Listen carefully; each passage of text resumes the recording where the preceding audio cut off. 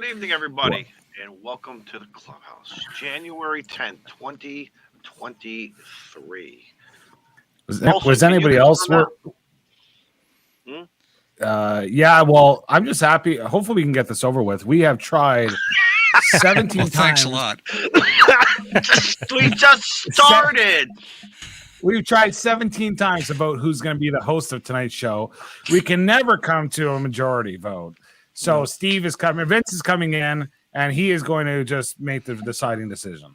But how you doing, guys? Doing good.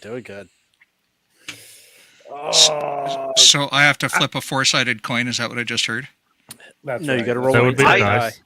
I think Joe Brett's got the easiest job to do tonight. Look handsome, which comes naturally, and monitor the chat. Man, try to keep up with these folks in chat. They're wild. Oh yeah, Aren't they? Keep your clothes on, fellas. Did everybody just... I'm not sure about you guys in the live chat, but for the five of us, Shane must have changed something because all of a sudden the subscribe button is popping. He must have modified the countdown timer. And I'm like, hey, that's my mouse doing that. I'm already a subscriber. Why is it making... And then I realized I had the old man moment. That's not me. That's the video. So, Shane, good job.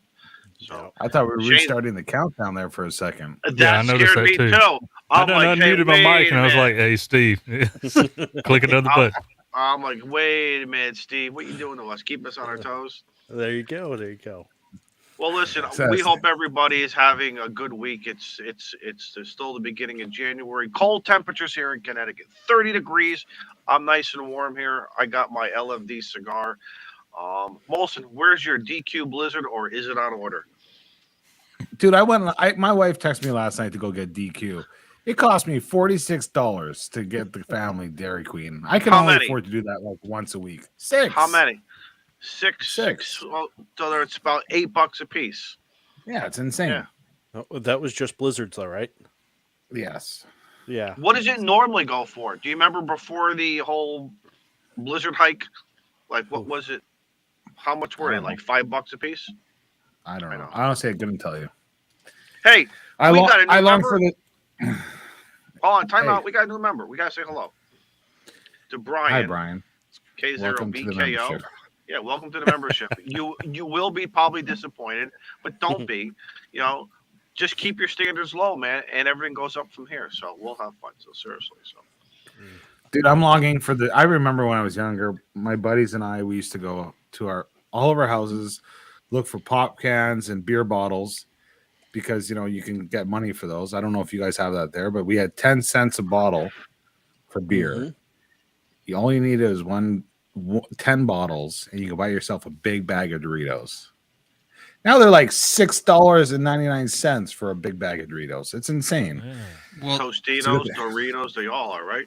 The running joke is if you sat on your empties long enough, eventually the beer store would double the amount they were giving you back, and your investment doubled overnight.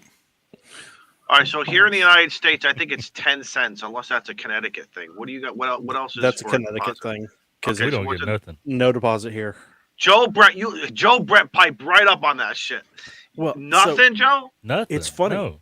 Notice the Bible Belt has no deposit on beer. We don't have deposit on nothing. So Vince, do you guys have a bottle exchange there, like pop can exchange? Yep. So yeah, you bet. When I lived in Quebec, it was 5 cents a pop can. All right. Yep. But Ontario, which was only 20 minutes from where I lived, my town, they had no because what I don't know if you guys do it there. You go to the store, you buy a case of 24, you have to pay a deposit of 5 cents a can, right? Yep. Right. So in Quebec, you would bring it to the grocery store, or 100 cans. Sometimes they have the machine, and you get your money. Ontario didn't have that for a long time. I don't even know if they have it now. So we'd have all these people come with some people come with like a 20-foot box truck to the grocery store from Ontario. they would go to the poor grocery store in Quebec. Hey, I gotta pay the rent, man. I gotta pay the rent. I gotta pay utilities. I'm dead serious. They would start offloading this stuff, man, like a whole truckload. They would just and then finally, I guess they said you can't do it anymore. The stores would just refuse it. But it was a sweet deal. Recycling around here is just a volunteer thing. Oh no, man! They pay you. So when you guys throw it in the back of the pickup truck while you're driving, you crush a little bit, throw it in the back. Yeah, you stop it's by the literally gonna- scrapyard, you get a few bucks for Yeah, another it's pack, they- and keep yeah. going. Yeah. You See, can't crush the back- pop can, put them in the machine. You have to put a full pop Correct. can. I was just going to bring that up because back in the day when I was working in the grocery stores, when this stuff was just starting, and it was soda bottles, water bottles, and beer can only. I'm not sure if beer, glass, definitely no liquor. Um, we used to put somebody from the grocery store would be at this bottles inside the store. And then, like you guys said, they were coming in with the bags and the box. It just went crazy. Then they opened up a separate little room. Then the room would get dirty, and they'd have to hose it down because of the cockroaches and all this other. Everything was sticky because people don't know how to wash that stuff out, or they're just plain damn lazy. Are you describing the pop can returns or that curtain area in the movie rental store? Which one are you talking about? Both had sticky floors. Sorry. On that note, I was a kid once, and they had those curtain If areas. Mo is in the chat, hey Mo, I'll just say one word, Mo. Fairmont. And Mo knows exactly what I'm talking about. That was Mo's in there. We've been going back and forth. Mo knows about the Fairmont. Although, but anyway, we're gonna have a fun show tonight because Vince kind of popped in a couple times. Vince was in the chat making all these crazy comments, and we sucked them right in and everything. And What you do when you get our attention. see, because we got the podcast going, and we appreciate everybody listening to the podcast. Those of you who are in Twitter world right now, listening to us in Twitter, we appreciate it. Live chat, the people who have been look at Mo. Oh, that place. Yeah, okay. Shh. Yeah. No one, Mark, don't worry about it. No one's listening. Okay. And Mark, I never saw you going in there. I only saw you going out, so don't worry. Hey guys, Steve just popped up to buy me a coffee. You know the thing. If you got a few extra bucks, but if you don't worry about it. This is for free. Okay, most of it is going to make you laugh. Most of it is going to be your pastor, your priest, your rabbi, your everything tonight. Don't worry. Before show's end, he's going to tell you like it is. So don't worry about it. It's free. But let's see. If you got a few extra bucks, that's cool because guess what? It's going to come around and come back to you potentially in some type of an antenna radio or something ham radio related. So, but Steve, what do you got going on tonight? Just getting caught up. I've actually got some time. I think I'm going to be working from home Friday, and Monday's a holiday, so I might get a couple of videos edited. They'll be edited. I'm not saying they're going to be posted. They'll be edited. Let's clarify. Yeah. So, we'll go from there. Just to be clear. Yeah. Just to be clear. I'm going to try to go for one a month. We'll see. One video a month is kind of what our buddy said that. Our buddy said it. Our buddy said that. Remember? He was talking about that. It was a very good thing. So, anyway, Molson, what can I get you? Some hot buttered popcorn? Will that make you happy? I can't understand a thing you're saying. My internet's crap or it's StreamYard. I'm not too sure. Do you guys hear me? Yep. Dude, you sounding good. I was just going to tell you. Check 1 2 3 1 1 2 3. How's my bass? How's the mids? Can you, nothing new going. Listen, guys, it feels like Friday. Like it really feels like Friday. I can't believe it's only Tuesday. Yeah. I'm happy I didn't put my antennas back up with the freezing rain we got. It would have been brutal. We had a tree in our yard pulled down by the wind and the freezing rain. Ooh. So I think that's to be coming up soon, putting the antennas back up. But besides for that, there's not much. Still working on my sister's house. I put up 4 doors last night after work, and just keeping busy. And thinking of throwing it back a couple of years, those purple gum that tastes like soap. Oh, you guys remember that? Oh yeah, the double bubble. Oh, the little purple. And we used to get them in those machines, and I used to think it was like 25 cents. You get a whole handful. I remember one time I tried it. I walked home from the store. I put them in the sink, and I ran water, thinking that somehow soap had gotten all over the gum.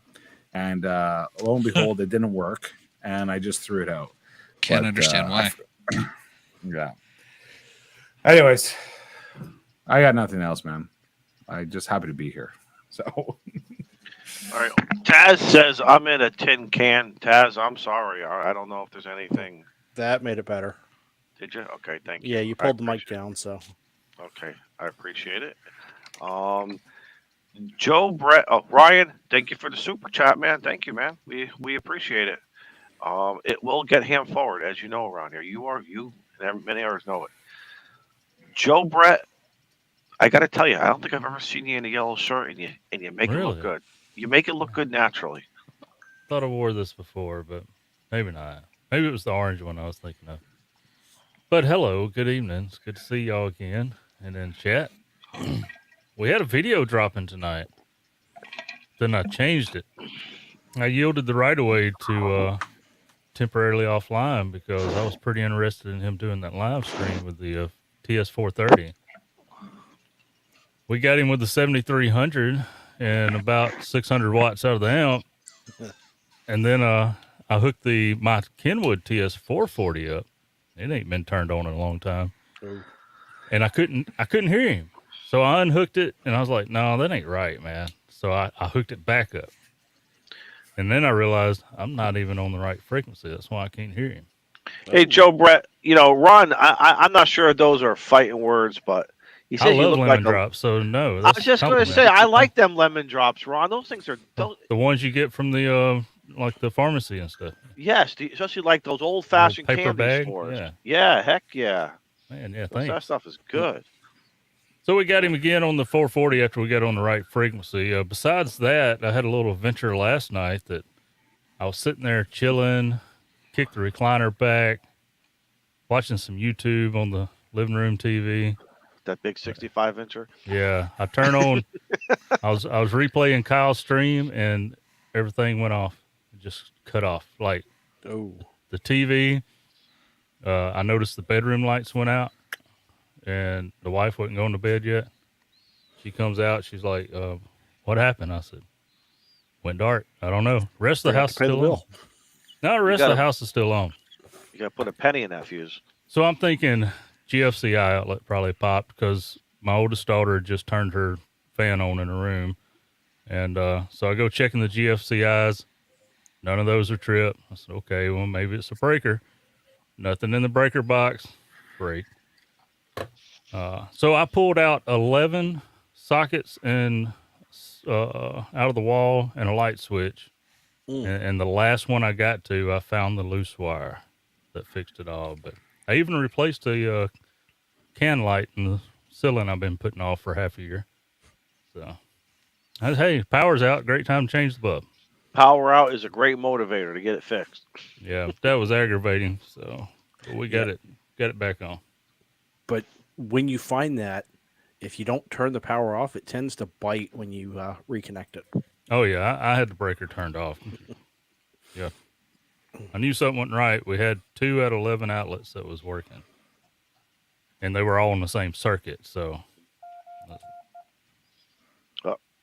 Oh, stand by. We have an important. We have an important breaking Morse news. code message coming in. Well, sorry. So what's blowing all right? me up for Memorial Day already. So Steve, it's too late. You got to explain to us what's the difference in your contact list on your phone between Morse code and Super Mario Brothers? So the Super Mario Brothers is my text message. Okay. The Morse code QRZ is my POTA email. Ah. And then the Morse code CQ is my regular email. All right, so everybody, let's send Steve a text message, and we'll see how many times. I've just muted my phone. Oh, darn! Molson, I know. Molson and I wanted to secretly do it. Grab our phones under. I don't even know if I have your phone number. Now I gotta check. You do. Now You've called me how many You- times? Who? Yeah, you're my phone. He's my IT support. If it's He's not called Snack, you? it's Steve. Why ain't you ever called me? Oh, Well, he calls for IT support. So Is it because I live in Mississippi? Is that what it is? if he needs a drone pilot, he'll call. we're I taught took not a to couple talk to years cops, of computer okay? programming. So we don't talk to cops. Oh yeah, that whole thing. I forgot. Well, it is election year, so you may be able to talk to me soon. Do you have to put like posters? Do you have to like market yourself on the ballot? For the ballot. Do you have to? No, seriously. Are there like signs around town that says vote for me? Answer the damn phone, Joe. Answer the phone. I'm sorry, I hit the wrong button. Daniel. Chat is currently unavailable. Please speak clearly. Your voicemail is. That's You like that, great. don't you? I love it. I thought it was your wife for a second. I was like, she's like, "Hi, Daniel." I'm like, "What?" Does your husband know you're talking to me? Do you have to put signs up? You have to put signs up that says, "Hey, vote for me." I don't touch no signs. Mm-mm. No. But I'm just saying though. Do you have to? If you're running, yeah, the signs, the cards, and really Joe- done. Thanks Joe, for you're not calling. You're Well, not how gonna run, come- Joe? Do what? You're not gonna run? Run away from it all. Okay. Speak clearly. Your voicemail is being transcribed by email. Hey, Joe. It's He's gonna leave Don. a message. I'm on the Clubhouse. Everyone say hi. Say hi to Joe. Hi. Okay, man. I'll talk to you later. 7-3. N9VOX. Thanks for the super chat. And Oh, Yes. VOX. Sorry, VOX. NA. Thank you, man. Hello. Thank you, man. Is your He box says on my there? he says my kind of people. I like that. That's a thank you. Uh-huh. We just started drinking. Be careful. Yeah. You might not mean that. So, Vince, yeah. how you doing, man? Oh, hey, Hey. Vince. Hey, I'm living the dream. I get to Vince, hang what- with some cool guys. What part of Canada are you from? I'm from the part that's north of the 49th parallel. So Montana. Oh, no, seriously, what's that? Yeah, Like 5 miles? yeah. So I'm north of Montana. So I'm in a province. I almost said a state. I'm in a province called Alberta, and it borders on British Columbia on one side and Saskatchewan, where almost nobody lives, on the other side. So if you work a VE5, it's probably rare. There's very few hams there. And Montana's on the south side of us. Gotcha. Yeah. Bordered And- on one side by the Rocky Mountains, and on the Born other in- side by big flat prairies. So were you born and raised in that province? In Hamilton, Ontario, which is an hour west of Toronto, which is He's a better in perfect place Alberta. to be. I'm So better you're in not- Alberta. Okay, got it. Got it. Yeah, Jody's on the DX. Yeah, Jody's definitely DX. Send those cars to the league, and in about 18 months later, you'll get. Oh a no, the return V5 bureau is so small they get it back in a week. Mm. So when did you get into ham radio? Like, what was your bug? Like, what? Oh wow. Who pushed you, So- forced you, and said, "Hey, let's do it." I was 7 years old, and my dad's cousin, we called him Uncle Al, came by to visit, V3AND. He was huge into radio, commercial broadcast tech, and he showed us these shortwave things, and we were goofing around with the shortwave. We didn't quite know what we were listening to, but all we heard was Spanish people talking usually, right? That's what I remember as a kid. And, there's a bunch of English broadcasts and whatever. And so anyway, I got interested, and I started studying Morse code. And an electronics student, we're always fixing something at home. My dad was great at fixing tube TVs and tube amplifiers. And my brother picked up on electronics. He later went on to work in the music industry as a front of house audio guy, and he's now in television. Okay. Anyway, so I picked up on electronics, and my higher education didn't work out, but here I am, a working stiff in IT. When I was 18, I wrote my exam. That's 1980. So do the math. I know how old I am, but because I'm not a young guy anymore. And in Canada at that time, the exam was about as hard as today's extra class. And Morse code, 7 words a minute, mandatory. Okay. And girls were more interesting, so I never finished my exam. I never got my ticket then. So fast forward the tape to 2002, a bunch of guys I was working with sat and did their license, and I sat in with them that night. And about a month of studying ahead of that, and it came back to me. Isn't So it here I am. amazing? That's very, very common. Yeah. That you get to that age where it blows you away of what you're hearing through this box.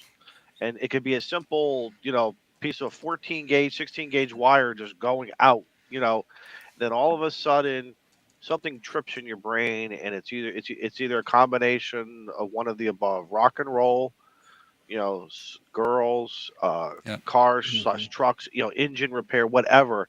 And you, unfortunately, you kind of get away, but then all of a sudden you start implementing that radio somewhere in your life. I know for me, it was implementing it in a vehicle Yeah. that I had, and then we kind of went from there. But your story is so uh like Common. so many, yeah, it's very common, and I tell a lot of guys, don't feel bad about it, because guess what, we're here now, right? Well, And you we're know, having fun.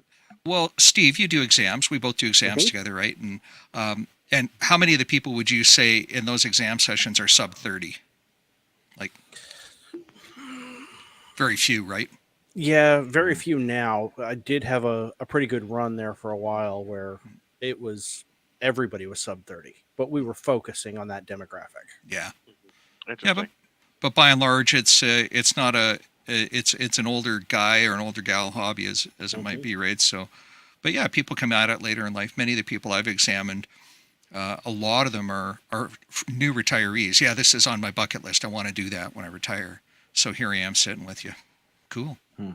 I must be the anomaly, So because I was in my early 20s, Yeah. and I've just incorporated, because I wanted to. I've always loved the hobby.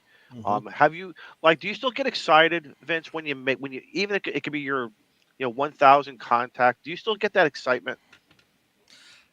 I get the excitement every time I think, all BS aside, every time I think about the fact that my 5 watts of energy that can be used to light up an LED or a light bulb in your house can be harnessed in such a way that I can talk to somebody halfway around the planet. I got to chill up my back talking about it because I still Mhm. get that. I hear you. Yep. Yep. And K0KLB is in the chat, and he's been promoting a lot of this, QRP stuff. Him and many Mhm. other people have gotten the bug, and yeah, I think it hits all of us. Some of us use 1,000 watts, 800 watts, 5 watts. Like, isn't it amazing when you see these reports of guys using milliwatts? Yep. Hmm. And I've said it 1,000 times. No disrespect to all the radio manufacturers. I still think it's all about your antenna, and of It course totally is. propagation. I mean that to none of the YouTube makers who are making videos about radios. I get it, but antennas is where it's at. Yeah. You Mhm. Spend your know, money on copper and aluminum. what do you do for now for antennas? Whether it's 5 watts or more, what do you have? So at Tell us, home, tell us the arsenal. the arsenal. So the antenna farm is constantly under redevelopment. For the longest time, I ran a full length fan dipole cut for 80, 40, 20, and 6. Holy Christ! Wow. So So I had you a got big the lot. real estate then? I had a really big lot when I lived in Ontario for a brief period.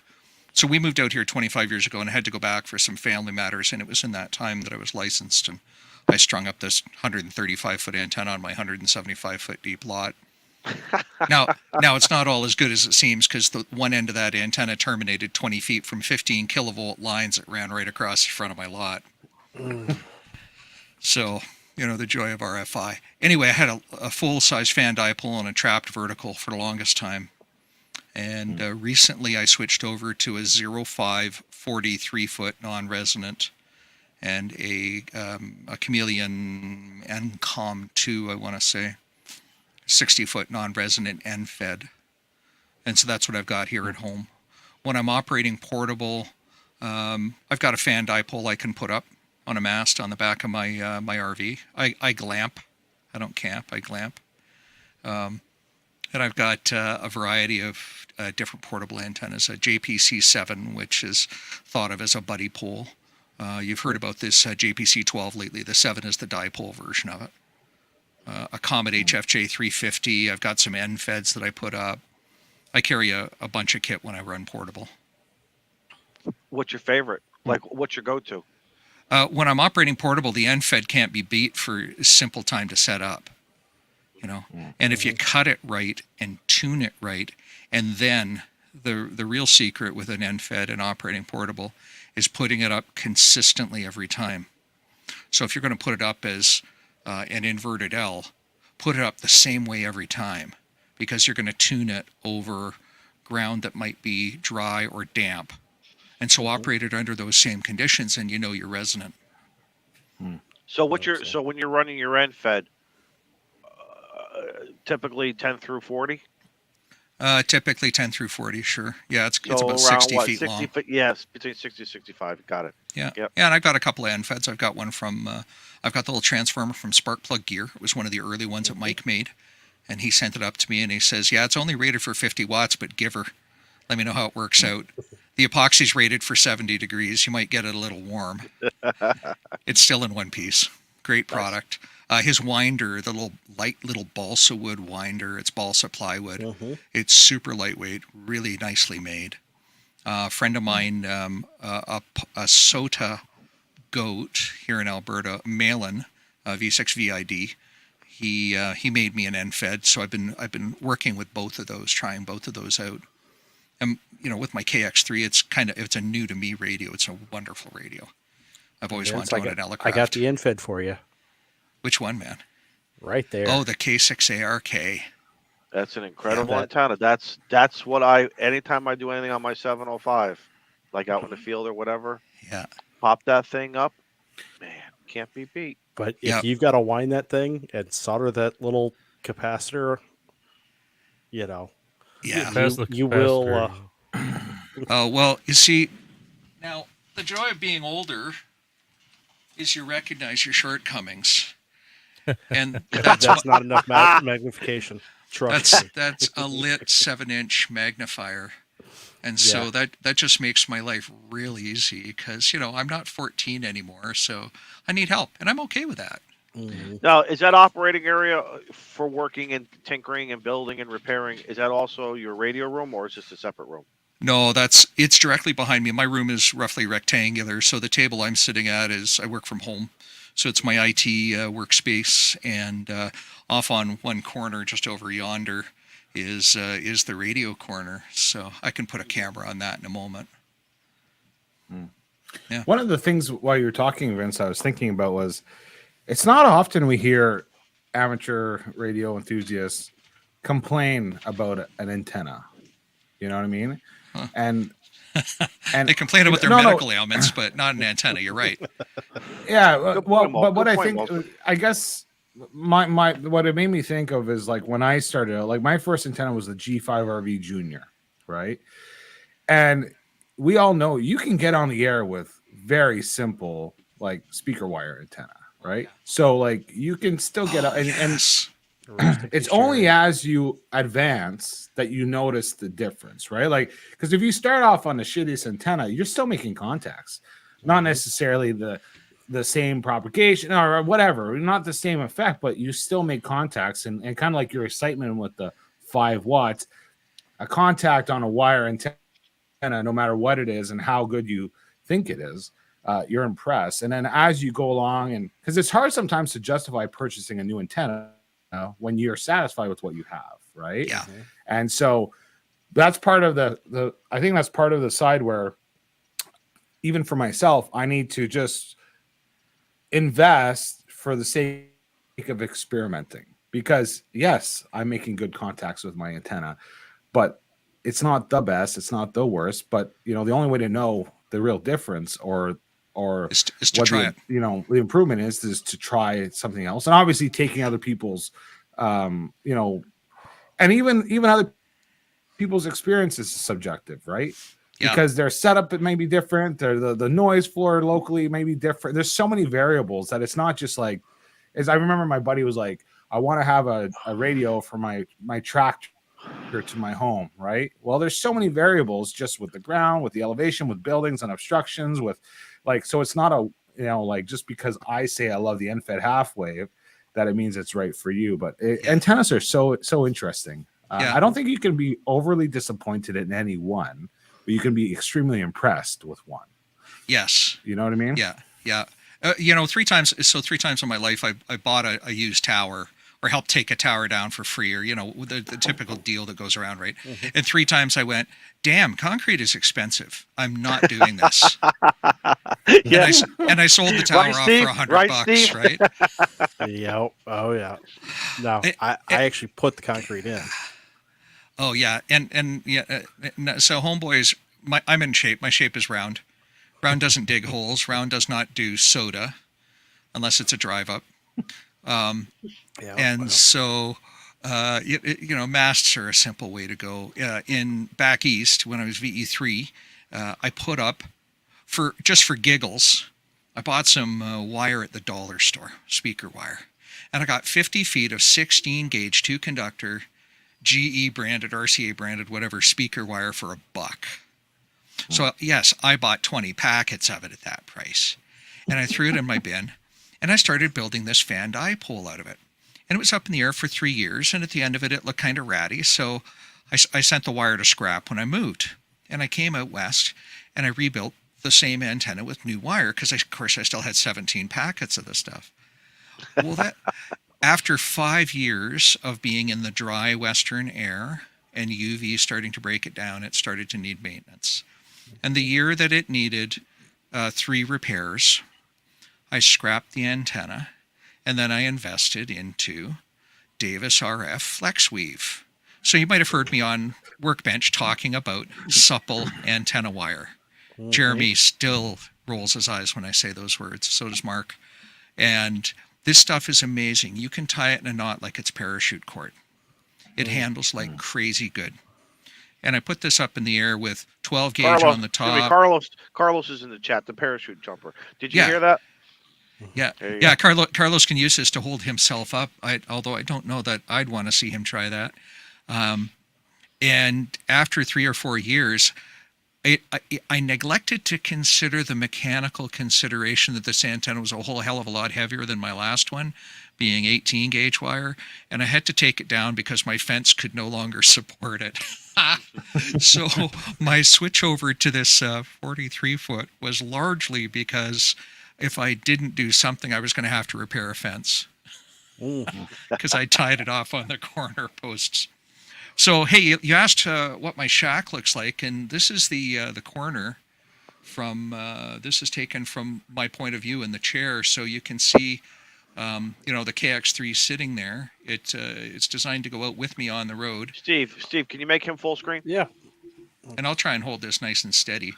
We can all appreciate this. There we go. There we go. So the Looks very nice. The KX3 sits on a plate on the lid of a Pelican case. Diamond plate there. It's the stuff I had to work with at the time. It's what's on looks hand. nice. You can see a Heil PRAS there, a parametric receive system, audio system, a couple of studio powered speakers. The tuner is there, a QRM 180, which is an interference reduction kit that I built. An external keyer is there, and my FM mobile radio is there. So that's the radio corner, and that's right at the end of the bench I'm sitting at as I face the camera here. So all my radio gear is right within reach. It's real easy. Nice. Yeah. Looks good. That's pretty awesome. And then obviously you have your workbench behind you and Yeah. all your And gadgets. the bench is behind me, and currently a mess because I was in the middle of rewinding some stuff onto cable winders and the like. But yeah, it's workable space. Beyond in the dark room on the other side are some service monitors and such where we do lab work for the club's repeaters and my own. So it's a great nice. space. As Karen says, this is the man cave. Absolutely. Yeah. Do you spend more time in the field playing radio or in the shack, or is it equal? Depends on the seat. Like, what's your... It's about equal. So let me back up the tape a bit. So last summer, the guys from POTA asked many of us, you guys were invited, I believe, as YouTubers to make an award presentation, open the envelope, Yeah. the winner is. And we were asked as podcasters, which was cool. I had heard about this POTA thing, but I didn't know what it was in August. And so Rod and I, we record this clip, and I'm glamping. I'm in British Columbia at the time. I'm right on the hairy edge of LTE, but we somehow managed to get a Zoom call going and get the recording done. And I'm like, I should try this POTA thing. I love contesting. Don't do it. It's addicting. I know. It's crack, It'll right? suck you dry. Here, just try it once. Yeah, right. First one's free. First one's free. Well, I love phone contesting, and I've often said to people, K8MRD is asking what POTA is. That's funny. I've often said to people, if you want to get really good at disaster and emergency communications, please go and do some sideband phone contesting, and do a lot of it because it's going to train your ear to discriminate voices. and to handle a whole lot of confusing traffic at once, especially when you're on the receiving end of the pileup. So I love that. I like the adrenaline rush that goes with it. And so I tried some POTA after I recorded our kitschy little clip of, and the winner is, and I opened the WinLink envelope and read the name, to a guy who's way crazier than I am doing POTA roving, I might add. And I've been doing POTA ever since. And so somebody said to me, well, Vince, your shape is round. I'll take you on a drive up soda. Well, he's a goat. He's expert level. I'm not going to say no to that. So I went on a POTA with him, or soda with him, excuse me. And then we did a POTA in the afternoon. And his kit weighed 8 pounds and mine weighed 58, including the mast. Of course, because we have to bring everything. Because we have to bring everything. And so it showed me how much better I could be at it. So now I own a KX3 and I own a lightweight mast, and I do my POTA that way if I'm not doing a drive up. Pasta on the air. That's great. So about half of what I do is portable. When I sit at home in between meetings, I will admit in between meetings or on my break times, air quotes, I'll go hunting. One of my virtual monitors always has the spots up. It's great fun. And when you're out playing POTA, you're traditionally with the KX3 only, or you're running 100 watts with an amp or another radio? I've got in my truck, I have 3 or 4 radios in the truck. I have an 8900 and 857.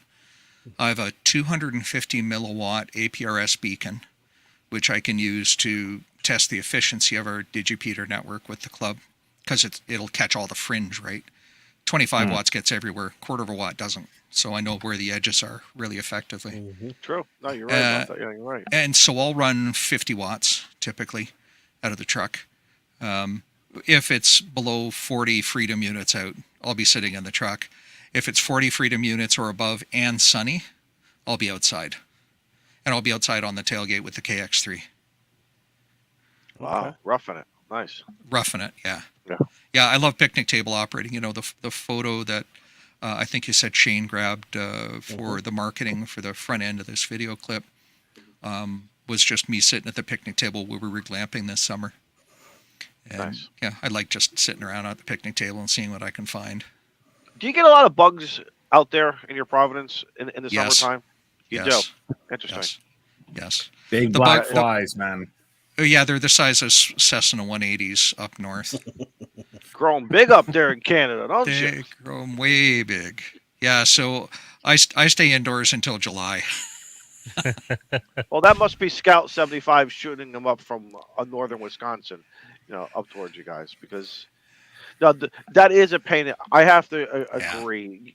Again, I love POTA. You guys all know it, and so do the other guys here in the chat. But we all have our little nuisances, but we just get through it one way or another. I bring a fan with me, and I said, and I'm going to screw those little boogers. I'm going to throw off their avionics.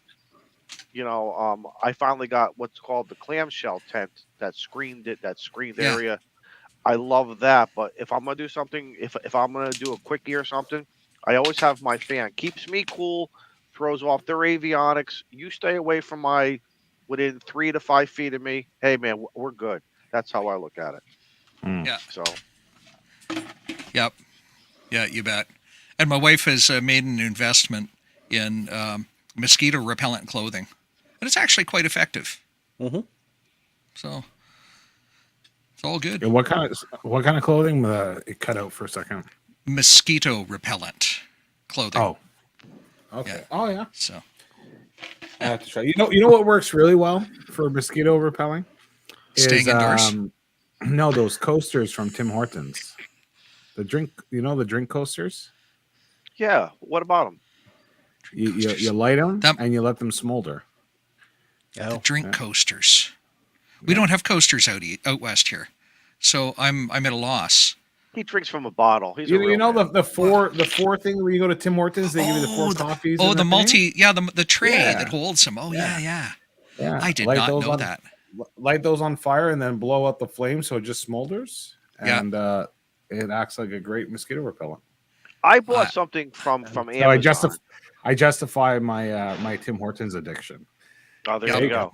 Yeah. You know, being an ant introduced me back in the summertime to this little device. It takes like a AA battery and it throws some scent out and it throws a fan out. And let me tell you Thermocell. something. Yes, thermocell. That's it. And I was really amazed. I thought it was just going to be like one of those, gadgets and gadgets. Use it. There is. David says he says I swamp, I hunt, I swamp, I hunt in the swamps, and a thermocell is a must. So I'm going to say, David, you're under extreme conditions. I'm under mild to medium conditions. So there you go. That's testament. So David says it all right there. Yep. And And there's down Ant in here in the the chat swamp. thermostat. Yep. Yeah. Yeah. I have one, and I throw it up on the dash of the car if I've got the windows down. Carlos When is I'm saying it too. Even at Yep. 15,000 feet, he has those little things, bugging him, and Do you that's guys have right. deer Medford. flies down there? Oh yeah. Deer flies. Not. take Well, I know over you the have them, nest. but Oh. you guys in like Izone, you guys, do you have deer flies? I don't even know what a deer fly is, unless you're telling me it's some big ass fly Those that looks like a It's a deer. fly about that freaking big. When those things bite you, man, they sting. Oh, Yeah, they take a chunk of skin. yeah. Maybe not directly where I live, where my QTH is. Maybe in interior Connecticut, but along the shoreline here, I haven't seen them or been bitten by it. Yeah. So, I found this POTA thing. And I'm like, well, this is kind of cool. This is neat. I wonder how many parks in Albertistan have not yet been activated. Turns out a buttload of them. Now, did you know a buttload is a legal unit of measure? I'm No. gonna let the audience look that up on Wikipedia, and they'll learn. Molson's already on it. Trust me. Look Yeah, at him. Look at him. and- Look at him and- go. Look at him. See, he knows. And we Molson's are on it. and we are not talking about butt cheeks, as I say, buttload, to be very clear. But Molson, grab us a picture too. I want to see. I want to see a picture. so there's a buttload of these things, and they haven't been Certainly we activated. have So people share. So my buddy and I, we decided, well, let's go activate a bunch of these things and say we were first, kind of like Andy Cowley does, right? And so, hey, sorry, Andy, I had to get there first before Yeah, you. absolutely. Andy's a good You'll see guy. it on We the all you'll know. see it on the Twitter. So we've been doing these Potathons. And Potathon, hashtag Potathon in front of it. If you're going to go off and do more than one park in a day, please go ahead and adopt the term. It's royalty free. I'm trying to get wide use adoption of this term. And we go off and do Potathons all over, anywhere, within a few hours of home, let's say, and do, multi-park roves. And we see all kinds of absolutely stunning scenery because we're right in the foothills of the Rockies. And so it's not ugly, flat, prairies, which have their own beauty in their own way. And we're real fortunate where we live. Our POTA coordinator in Canada is just starting to add some new parks onto our maps, which is kind of cool. We don't have nearly the number of parks on our maps that our lovely friends south of the 49th have. So it makes it a whole lot of fun to go off and visit these new places and see what you can see. It's even What more have fun at you- this time of year where there's no bugs. There you go. We're obviously right. From what? Probably November to April. What Yeah. are you experiencing as far as where you are located in the parks that you're hitting? Let's say 20 and 40. What's your? Are you hitting like give us the range of the United States? Are you hitting like Joe Brett's area on a regular basis? Do you find? Is it harder for you to hit me in Connecticut? What's the? If conditions are so solar wind at my latitude, I'm at 50 degrees north. Solar wind and the K index are more of a challenge for me as indicators than anything else. So if the solar wind is busy, QSB is all over the place. If the K index is high, it's going to be a tough day, but I'm still going to make contacts, probably on digital or CW. All right, let me interrupt you. So when you watch the solar winds, and so do I, what's your benchmark? Are you saying anything over like 450, 500? It gets interesting. It gets okay. Yeah, same here. Okay. Yeah, anything over 700, it gets fugly. Oh yeah. Right? So, I don't have a problem hitting anywhere in the continental United States from where I am. It's not uncommon for me to work Alaska on one call and Florida on the next, and Georgia and Virginia. Less common New England. but not unheard of. Uncommon, Quebec, Ontario, Manitoba, unless the band is short. Manitoba's a short skip for me. So Short hop on Manitoba's, 40. yeah, short Yeah, hop short on hop 20, 40. on Oh, 20, on 20, really? Wow. Mm. Okay. right? So on 40, it's I'm probably reaching up to the Yukon and the Alaska border at the north, so 60 degrees north. I'm getting out to Hudson's Bay on the east. That big dip in the Canadian map at the top. One of Canada's other ocean shores, as somebody pointed out to me recently. And I'm getting out as far as Wisconsin and down far south as Arizona on 40 daytime. Now, how about going across the pole over to Europe and On 20, sure. sure. Yeah, so somebody in the comments, Stu, M0OVG says hopes to work your park to park. And yeah, I hope to be able to do that too. It's not uncommon for me if the bands are good and it's early enough in the morning before gray line starts to be in effect in Europe for me to be able to work Europe on 20. Right. So yeah, it's a I lot of think fun. we all forget. I think we all, because I know I do, that the gray line obviously comes early first in Europe, and then it starts to work its way, west, and it can be frustrating. Yeah. So, Yeah, and every once in a while, I hear this guy calling me da da da da da da da da da da did it, and I go da da da da da da da did it, and I think about hitting da da da did it. Oh wait a minute, no, that's Kyle, right? And so Kyle and I we're like a hop away on either 20 or 40 as it happens. I was going to say, you just got to fire back, please copy. Please copy. Yeah, no, that takes up too many dits and does. I won't do that. Vince, is CW your primary mode? I'm trying to make it that. Don, I hate CW.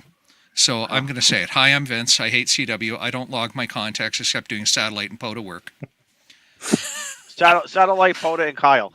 That's all that counts. Well, right.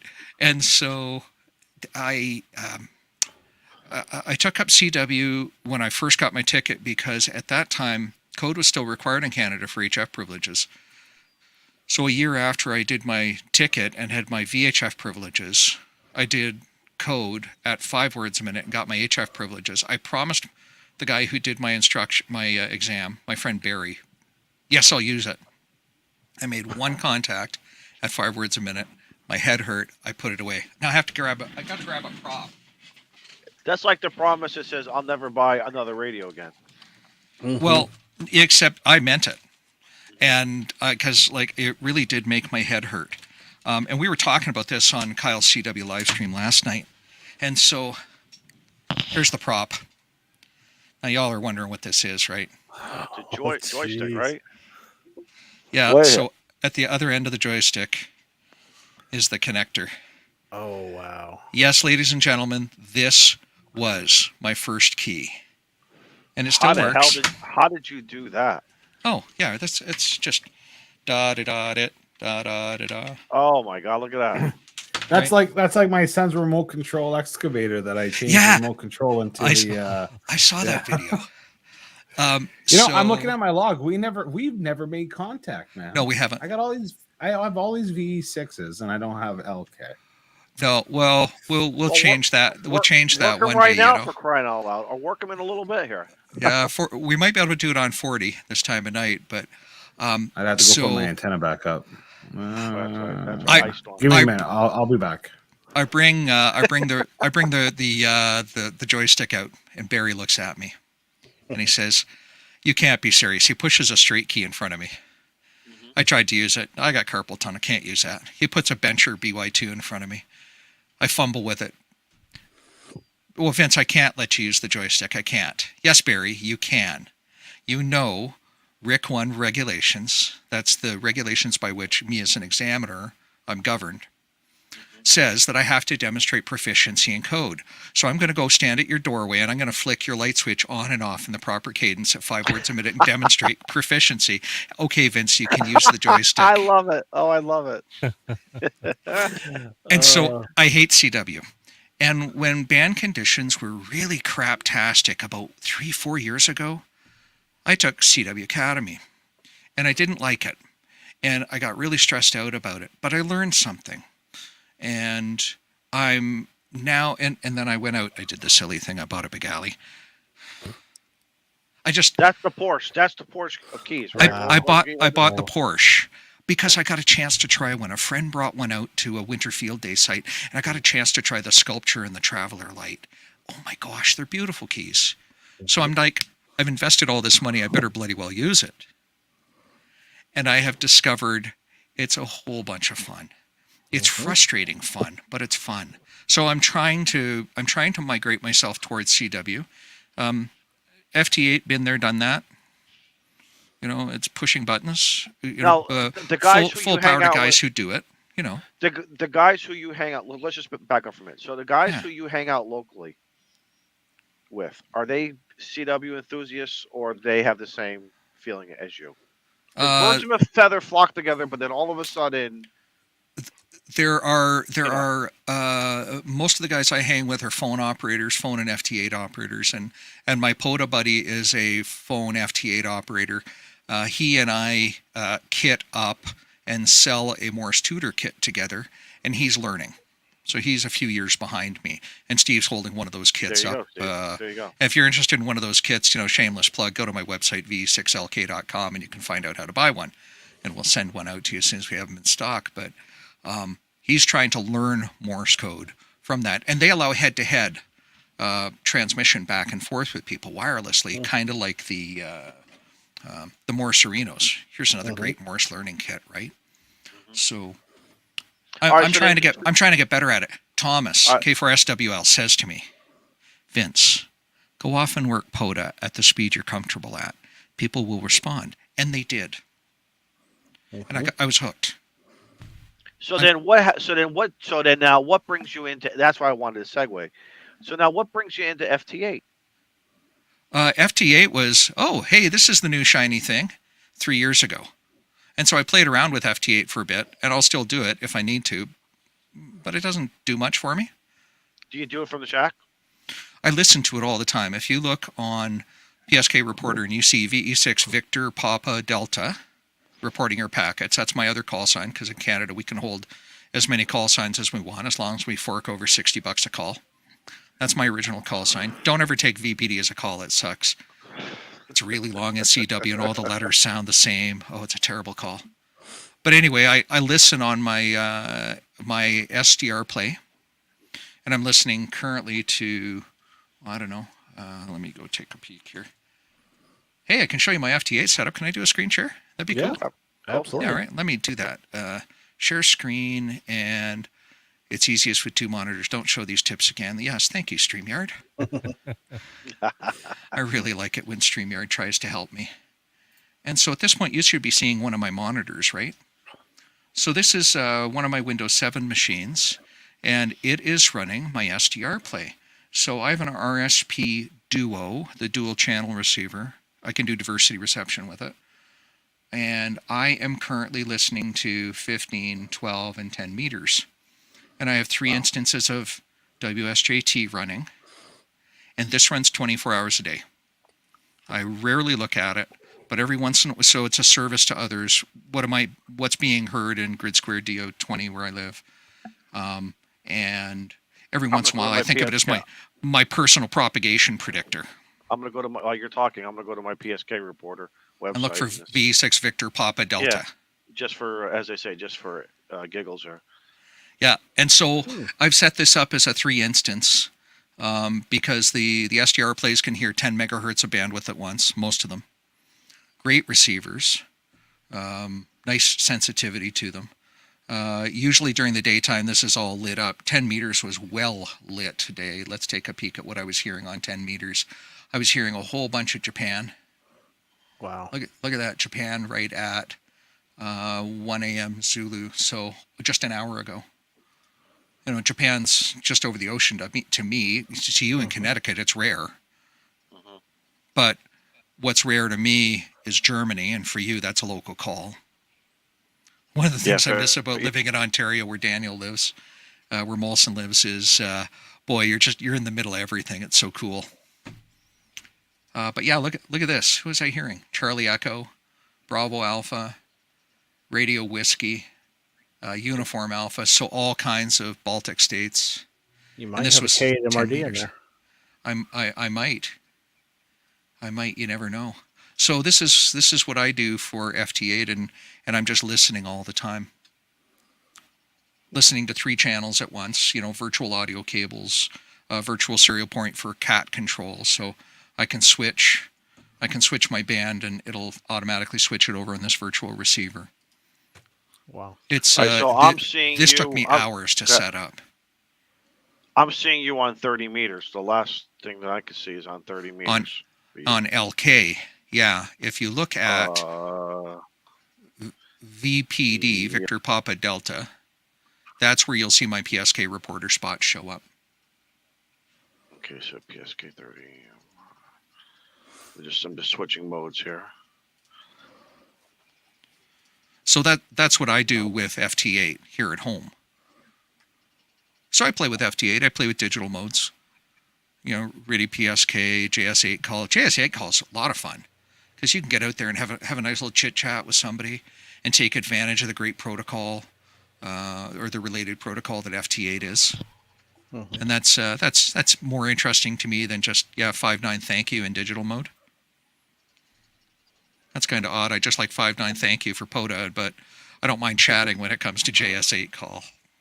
So anyway, I play with all kinds of stuff. Do you like JS8 more because of the keyboard to keyboard, or like similar to PSK 31?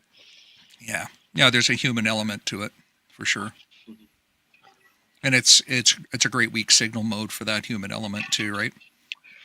So I look forward to the day when I can decode more than a call sign in 599. Good morning, good afternoon, thank you in CW, or I might be able to have a little bit of a rag chew with somebody. So now that you've played with so many modes, some bands, some antennas, some radios, inside, outside, is there something new or something old that's bringing you back, that's gravitating? As I say, it's just when I thought I was out, they brought me back in. Where are you? Is there a new bug kind of biting you? POTA. Yeah. In August, POTA bit me. And so I deliver presentation to clubs about how to build a Go kit, how to design a Go kit, not how to build. That's a very different topic, but how to design a Go kit to meet your needs. And I have a single Go kit that's in 2 Pelican cases, and it's a system designed to interlock together, and they cross-connect to each other in the whole bit. 3 receivers and a tuner and a sound card. What do you stress to them? What are the bullet points that you stress in designing? Because I know I never had that. And if there's anybody out there, listen to a guy like Vince and K8MRD and others. Yeah. Because mine was version 1. Used it first here and on the back porch, backyard. Took it out. It worked, but it got. I wasn't. I felt like I was fighting it a little bit. You go back, you go into version 2, version 3. I think I'm up to about version 5 or version 6. But I wish I had some type of, and that's probably my fault for not looking either. I just kind of dove into it. But what are your bullet points for when it comes to a design, things to look? Well, so in the private chat, I've pasted a link to an article I wrote, which is kind of the distilled version of the presentation I deliver. In short, it says use a methodology, and I'm a big fan of Kepner and Trigo. I'll explain that in a second. Figure out what you must have and what's nice to have. That's Kepner and that's Trigo. So what must you have in your kit? Mm-hmm. What's nice to have in your kit? Don't spend $1 until you do this. I went at it backwards. I had the gear and I had the Pelican boxes because I got them for $25 at a flea market.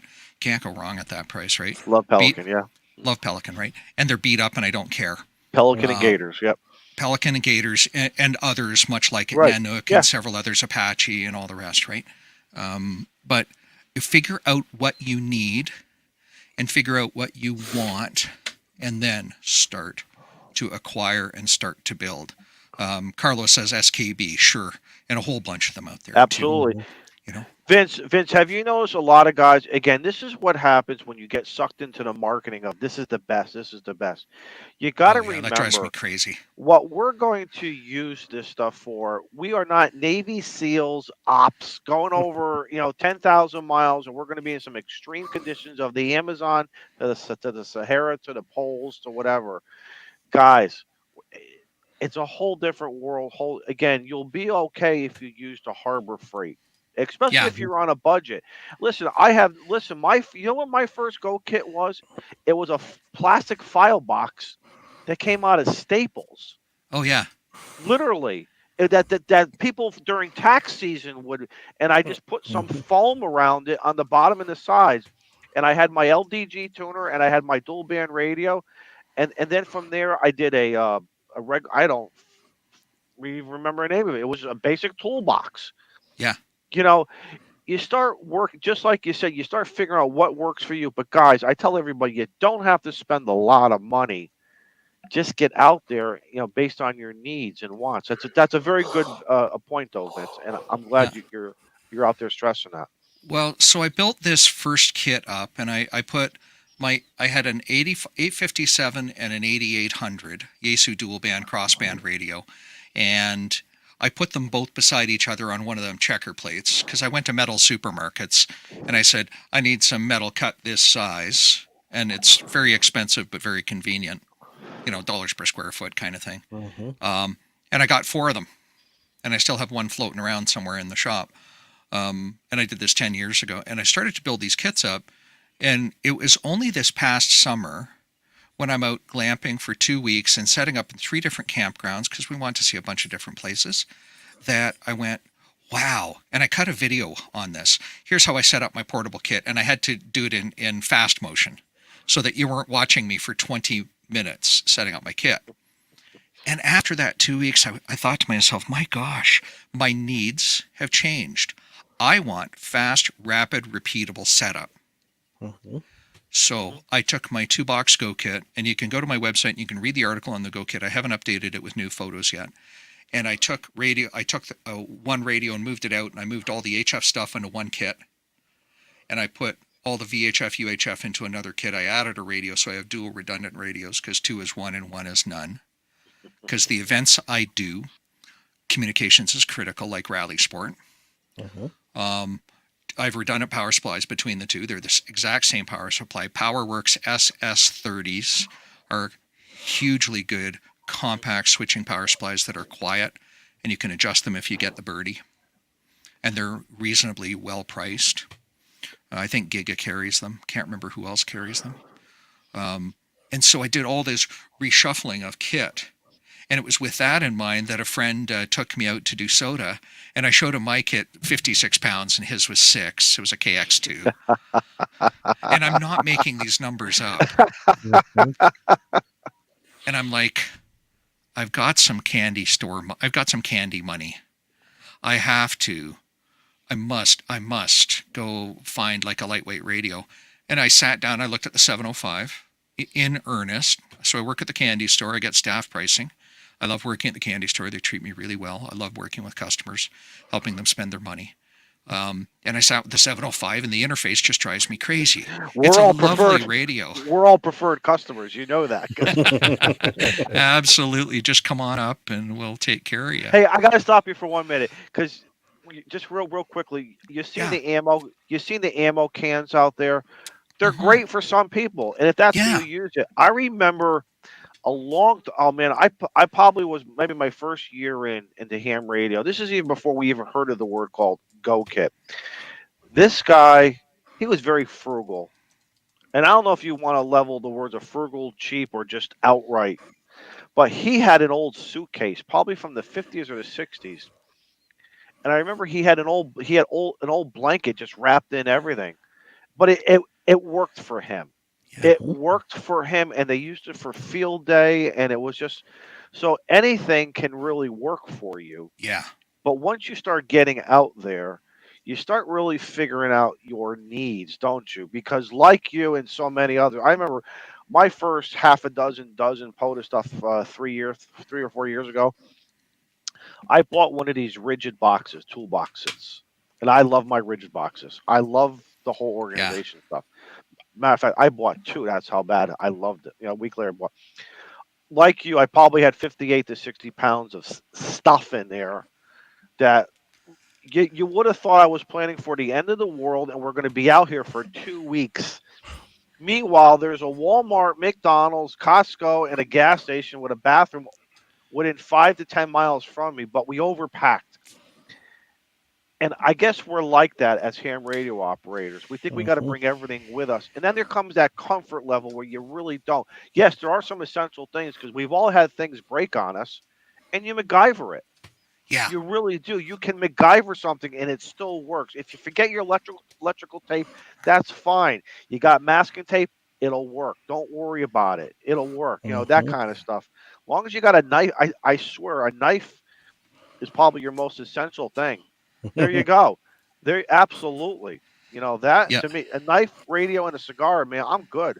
I've Oh, learned to. I it'll forgot be my o- cigar. I'm sorry. It'll be okay. You guys see It'll- my glasses? Yeah. They're all do you got? fogged up. Oh, I just- Uh-oh. Did you really go outside? yeah, I had to. You're My son had amazing. to climb. My son had to climb the tower because my wire was frozen to the tower. He had to Did break you the ice promise all the him way a up. blizzard or at least? And it's cold out. What are you talking about? you also have an antenna boy. Antenna boy. Yeah. Look at that, Yeah. Mike MRD. He has an antenna boy. No, it's all. The wire was frozen to the legs of the tower because you drop the wire antenna. Man, I that's hate when the wire gets froze to the leg. yeah. Yeah, you have to Listen. walk around funny and shake it off, right? For the 96 people who are watching, you just witnessed dedication. Molson is dedicated to us. That's dedication. To you, So- no. To getting Vin- VE6LK into my log, yes. Vince, I'm curious. Yeah, What man. antenna are you running on the SDR? On the SDR, I am running a 150-foot random wire stapled to my fence in an L shape at 5 feet off the ground. I call it the twisted beverage. Nice. Okay. That's it. That's it. Love it. Yep, nice and simple. Hey, let's capture a comment in the let's capture something from the comments. Scout 75 said the paradox many of us are caught in is two versus one. 2 is 1 and pounds and ounces means pain. That's a great comment. And here's the point I'm going to address with that is one Go kit does not fit all needs. There are many different types of kits you can have. So I now own 3 kits, and 2 of them are designed as a system to work together, but they can be used separately. And they're all in 3 separate Pelican boxes. And so kit number 1 is a Kenwood TM732A. For those of you who don't remember that, it's the dual band, crossband capable radio from about 25 years ago. That's right. And if you've got one, the display is probably a little funky on it, so hold on to that radio because you can't get the displays Do you anymore. remember the original, the first dual band cross banding radio to come out? Do you remember that? Which I believe. I don't. Alinco 570, I think. And we learned that you had to run them on low power and you had to keep a constant power source to them because the voltage would drop very quickly. But we used them all the time here in Connecticut for Emcomm events, personal stuff. I used to go into the grocery store with my HT and cross band out to the Camaro. I had a Camaro at the time, and the Camaro would, get me back onto the repeater. It was a fun way of just, of doing things. But I think that Alinco, I think it was the DJ 570, I think it was. Yeah. Somebody wants to look it up. But Yeah. that was a great, and then others started following. Yep. And it got really exciting. A poor man's way. Yes, Mark. We actually did it from Mark's wedding too. We were all, getting in trouble. Playing radio at the wedding. Yeah, that goes over Yeah, really absolutely. Well, Um, it kind of did, but well. So in kit 1, I've got this TM732 and an FT8800. I've got an external speaker, and I've got a headphone mixer from a music store. And I've hacked one of the channels and I put in an LM386 amplifier module, so it's about 2 watts out. and it feeds, one of those old 4-inch Radio Shack brand speakers that I plug into it so that people around me can hear my radios, and I can also hear in my headphones, and I can isolate the noise in a net control space. That's kit 1. Kit 2 is all HF. LDG tuner, signal link, power supply, FT857, full of filters, TCXO, and it's loaded for bear. Each case has the capability, has antennas buried in it. Each case has an AC cord in it. It can run off DC. I've got a 50 amp hour battery pack that I built last winter that I carry with me everywhere because you never know when commercial power fails. Kit 3 is this Elecraft kit that I built up, and I built it up with Elecraft with Gem Products holders so that I can remove the radio easily for maintenance. I can take the radio on its own, put it in my backpack if I want to go ultralight. It's got 15 amp hours of battery built into the box, which is this much too much to carry on an airplane. I didn't think that part of the plan through clearly, but that's okay. So each kit has a different purpose. Thomas, K4SWO, he's a guy who's master of kitting, right? If you've ever watched any of his radios. Very cool stuff. Very cool stuff. And we're tickled pink to have him now as a regular guest on the Workbench podcast, too. Super, super nice guy. Can you ask him to come on here, please? I don't know. I'll do that. I'll give you an introduction. I mean, no disrespect. If he thinks our shenanigans are a little bit watered down, whatever, I respect it. But I really want him to come on because I love following him on Twitter. Yeah. And his between the blog and what he's doing, it's a real jump starter. If you need a little kick in the pants to get things going, man, he's going to open up your world. He really, really will. One way or another, he will get you excited. Absolutely, he will. Well, he taught me a really important thing about kits, and Scout, I'm sure you'll resonate with this real clear. Is he said you don't borrow from one kit for another. So all of a sudden you're getting a real bad echo. Who's got a loop? Who's got a loop? Did that stop? Who's got a loop? Who's got a loop? I think it's Molson. No, it's not. It's not me. I don't hear nothing, so maybe it's me. It's not me. It's not me. So, where's that echo coming from? What the hell's going on? All I did is hit the mute button on my mic. Well, it could be just a funky StreamYard thing. Hey, Steve, why don't you throw us all in the green room and then we'll come back out. Let's see. Hey, folks, we'll be right back. Hey. Did that work? No. It's Joe Brett. Really? Yeah. Let me remove Joe Brett. It's Hello, Joe Brett. 1, 2. See? Again. It's gone. JB? You, boy. He is going to get, look at that. You're going to see madder than a horsefly right now, madder than a moose fly, dragonfly. How many other flies were the guys discussing before? See what happens when you play your voice and you put that modulator to lower the pitch of your voice so that you sound like you're 5 octaves lower? It's not a real voice, guys. All right, what about now? I don't know. What about now? Bodacious. There you go. You got it. I don't know how the mute button activated a channel anyway. I love it. Now, for the first time ever, we hear mute Joe Brett. Look at that. There's a first. Holy just made Molson's night. You know what? You know what made my night is making the first contact in a couple of weeks with Puerto Rico. So there you go. Nice. Well, so Thomas, he says to me, don't ever borrow from one kit to make another. And if you do, you grab your pad of paper and you write yourself an IOU and you put it in the kit to say this kit is owed a connector or an adapter. Thomas is a master of kitting. So you absolutely have multiple kits for multiple purposes. One size does not fit all. My kit does not mean it's your kit, and it doesn't mean it's going to work well for you. It means it works well for me, for my purposes. So I go right back to design for purpose. So big long answer, but yeah. No. And listen, there's nothing wrong with going to the flea market and you see a barrel connector or something. Listen, guys, for a couple bucks, walk out of there and make it at least worth your while. Just throw them in the bag. I know I keep a small Tupperware. Basically, it was from Chinese food.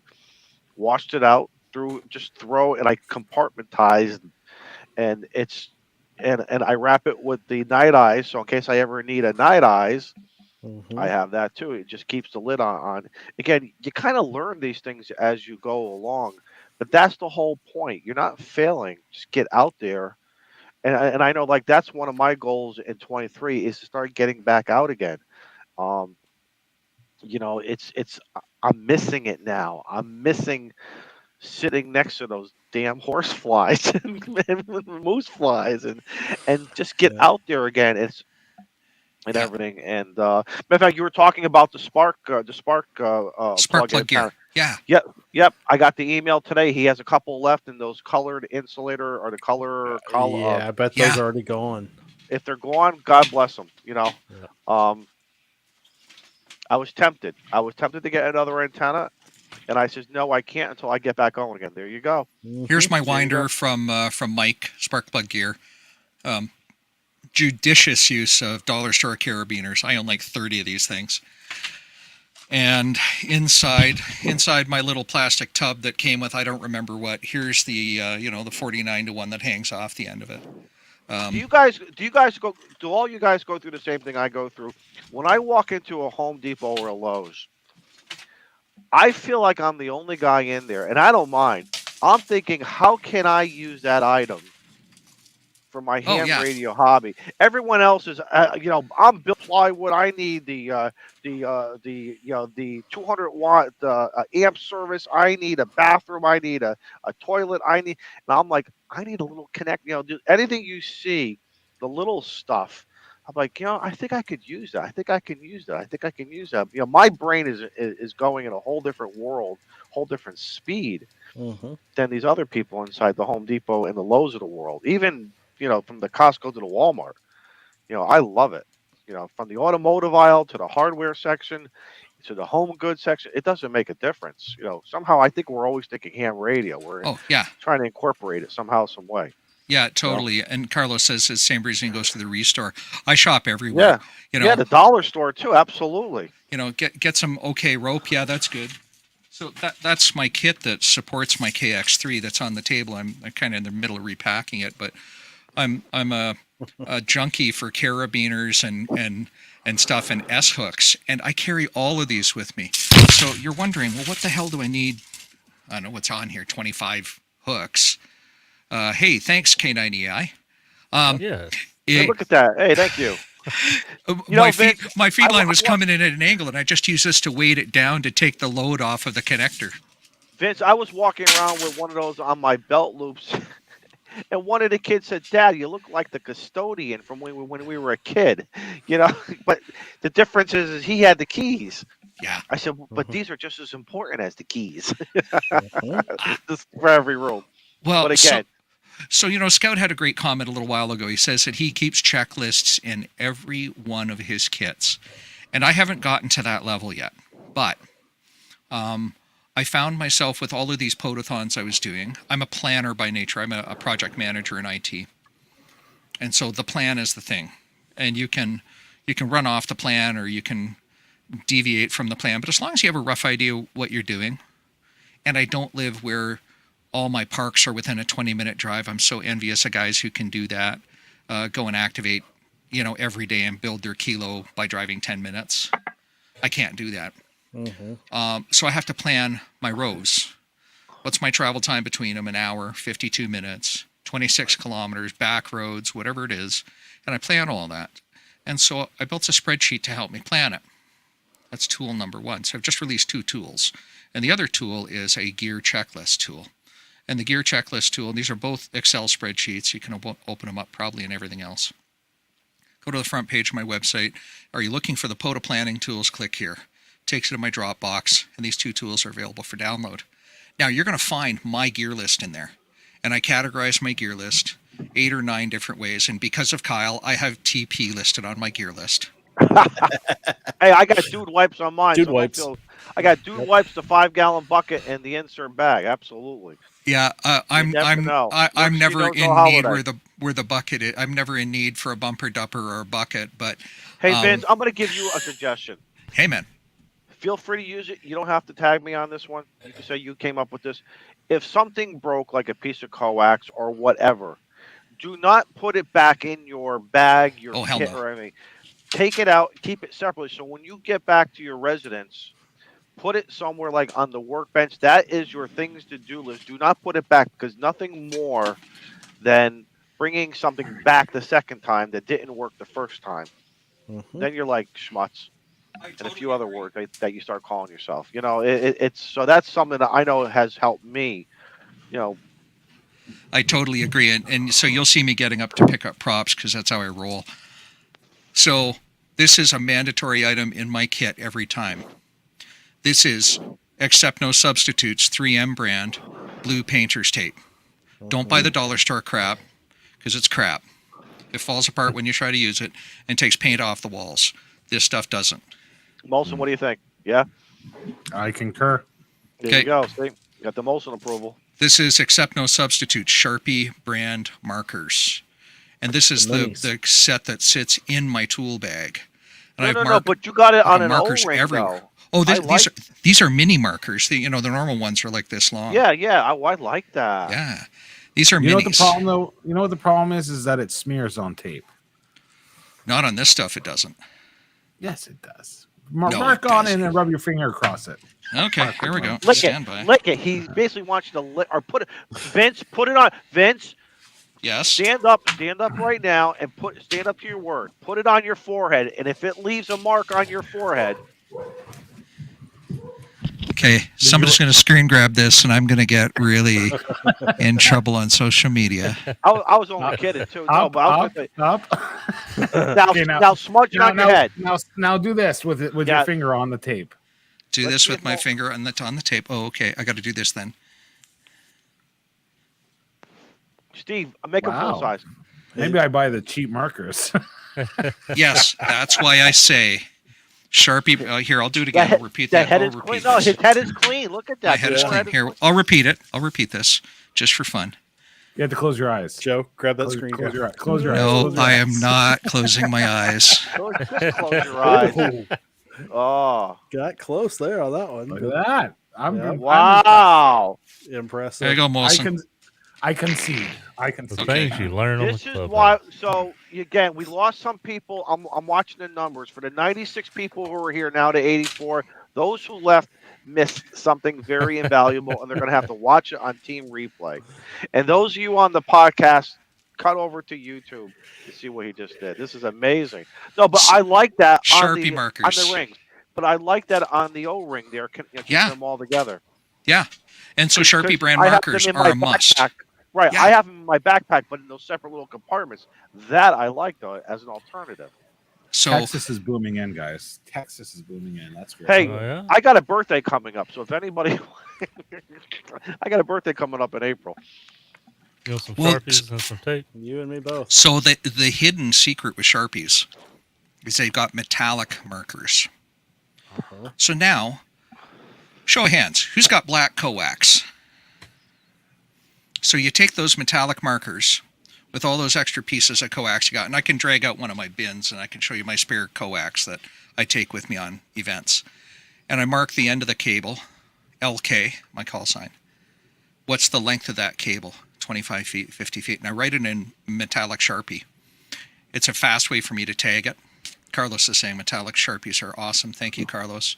And that's how I tag my feed lines. Simple. Carlos, you rock. Carlos rocks too. Look at him. Yep. MRD, are you getting all this stuff, man? Holy Christ. Yeah. So as a planner and as a guy who can't remember where crap is when he puts it down, I have to live a very orderly life. I have to have my stuff compartmentalized. I need checklists. Because if I put it down, if I put the after we're done this, if I don't put these away and I just toss them on the bench over there, I'm gonna kind of go, oh dang, where do they go?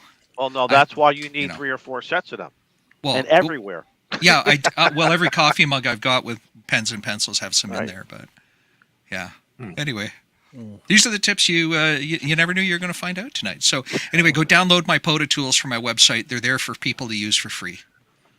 And this is one of the reasons why we love doing this show and going on other shows, because you're hearing just like you said, Yeah. you bring 1,000 people in the room, you're going to get 1,500 different ideas about the same topic, Mhm. whatever. But it's nice for the reinforcement. Again, some new stuff. Um, Absolutely. Whether you're a first time guy who likes to play out in the field, whether it's POTA, SOTA, or just go sit on your back porch, the park, whatever, or a veteran. Yeah. These are some excellent stuff here tonight. Yeah. And so Mike, K8MRD, says he doesn't need lists. He just remembers stuff. Good for you, Mike. I suffer from CRS. Somebody needs to ask me what CRS is. No, We all know what that is. Yeah. Can't remember stuff. uh-huh. So, yeah, it's my world is lists. And that's I like okay. to say I suffer from craft. Yeah. Can't remember a flipping thing. Yeah.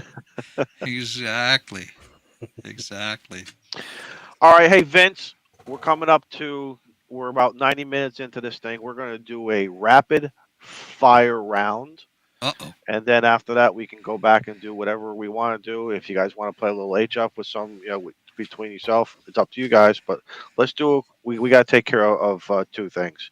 Yeah. But before we do rapid fire, I would like to get a motion to bring Vince in as a Ham Radio Clubhouse member.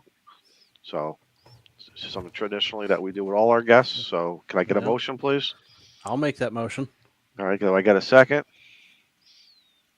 Daniel's muted. Second. Hey. Hey, Seth. Sorry.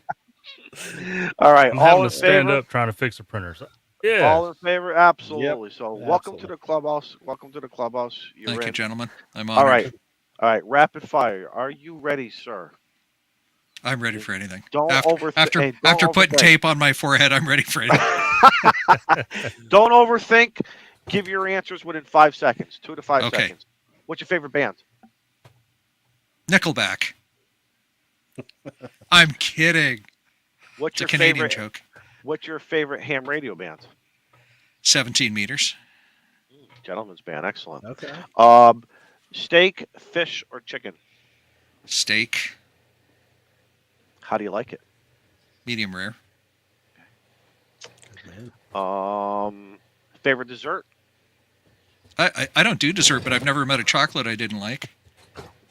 All right. The bonus question, and if you Uh-oh. want to be my friend, get this right. There's 2 bowls of potato chips sitting there. Do you go for the barbecue or do you go for the regular? I go for the ketchup chips because I'm from Kazakhstan. Are you crazy? The ketchup chips? Ketchup chips, baby. Oh yeah.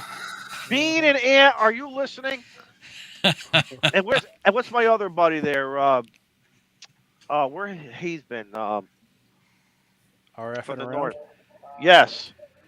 My God, ketchup chips? Ketchup Amazing. chips, man. But you can't buy Okay. the cheap ones. You have to buy the Lay's. Yeah, you got to buy Do the they? good ones. Okay. Does it really? I'm gonna ask a dump. Does it really taste Big like difference. ketchup? What's the difference? Well, big difference. Well, go ahead, Vince. You ask. Yeah, well, they taste like ketchup. They're a little bit saltier than ketchup would be. Ketchup is usually quite sweet, right? But Right. yeah, they're very true to flavor. Oh, I don't know if I can. I Man, kind we're of go- want. I mean, I got I do now. like ketchup. Now I got to send you some ketchup chips. Oh my! Do not send me a box of 64 or whatever. No, I wouldn't do that to you. Ketchup. It's chips. been Okay, done. writing down ketchup chips. Oh my God! Is They're the that like best. is that a Canadian thing? Yeah, it's Because a Canadian flavor. Because Yeah, listen, I love Rush and I love the Trailer Park Boys and I like Molson and a few other Canadians. Okay, I got to say that. But ketchup chips. Oh, you'll love it. Yep. All right. Yep. My favorite. Yeah. I'm listening to 2 guys testing a DX Commander versus an NFED half wave, and the guy Nice. is getting. The guy is saying that he's the guy who's listening to him is saying that his NFED half wave is 2S units more than the DX Commander. Yeah, my NFED sometimes is louder than my 43-foot vertical, and it's all about the arrival angle of the signal and the bounce height and Oh yeah. height above ground. Yeah. You know what I say? Have both antennas, and then Yeah. you get the best of. Even if one is better on receive than so what, or Yeah, you whatever. switch Do it. whatever you gotta do, man. This is ham radio. We're not bringing a shuttle up and down. No, You know, no, this is not ham at all. radio. Not at all, man. All right. Well, what do you guys want to do now? You want to chit chat? You want to play a little HF radio? You all make a decision. I'm just going to sit here and ponder this ketchup potato chip stuff for a few minutes here. Vince, are you able to throw your turn your radio on? My radio's on, buddy. Choose a frequency, man. Let's see if we can do this. All right. Let me find a camera. No, no, no, no, no, no, no, no. Exactly, Uh-oh. Joe. Uh-oh. Joe's got it. Eye of the tiger. I got the Rocky music playing in my head now. Dun, dun, dun, dun, dun, dun, dun, dun. Let's see. That works. Don Carlos is asking what brand of ice shack you have. What brand of which? The hut that Don's in. Oh, yeah. I have the Eskimo I-940, 946 it is. This is the insulated version. I've had it now for about 3 years. It's doing great. It goes up every year. It comes down. I'll be most likely in here for Winter Field Day coming up. I just haven't decided how I'm going to do Winter Field Day. But who cares? I just want to get on the air. That's what it's all about. Just get on the air. But I will be in here just running the Mr. Buddy heater here. And it's about, last time I checked the temperature was about 53 in here. So I'm good. And yeah, and K9EI, the ice hut is outside on my back deck. It's currently 30 degrees here in Connecticut. So, and I got a fan. You guys can't see it, but I have a fan over here, just drawing air out for the cigar smoke. And I have another vents. I have the vents open. And man, I'll come out here and play some radio. I'll come out here and just watch some YouTube, put on some Netflix. You know, we're good, man. So where to, Molson? 7200? He says with a smile. What frequency do you want? 7200? Oh, no, I'm kidding. 7200. No. I mean, that's a Nothing gong like show, a right? guy That's a from bad out idea. west on 7203. Yeah, right? that's just what we need, right? Let's go to Carlos says 7188. 7188. Yeah. You're taking it over. Let's see. You should be able to hear my radio there, I think, in the stream. Yeah. Yeah, I'm hearing stuff there. There's somebody on there. I do want 7188. I got a squeaker going on there. That's no good. What But yeah, frequency I you love want? so I love this little KX3 Go kit that I built up because it gives me that ability to switch between the batteries, which are underneath the plate. And this is the lid from the Pelican. I figured out how to remove the lid from the Pelican. So now I take the bottom of the case and I cover it up like a butter dish and I latch it in place and I carry it with me. It fell out of my truck Because frequency on my is last Victor trip, Alpha 3 Sierra and Delta. it fell like 5 feet, and the radio survived. I love my case. Where are you at there, Molson? I'm checking out 7200.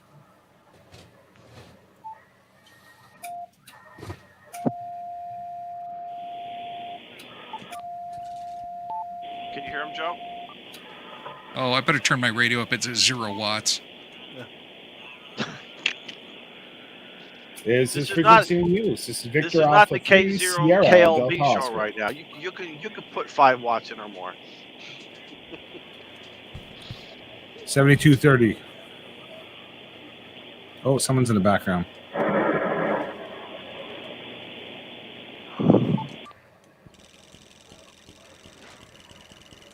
I hear that KX3. 7230. I love the tuner in my KX3. I'm Last going to try a call. piece This of is wet frequency spaghetti in on use. it This next. is frequency in use. This is Victor Alpha 3 hear Sierra Delta Oscar.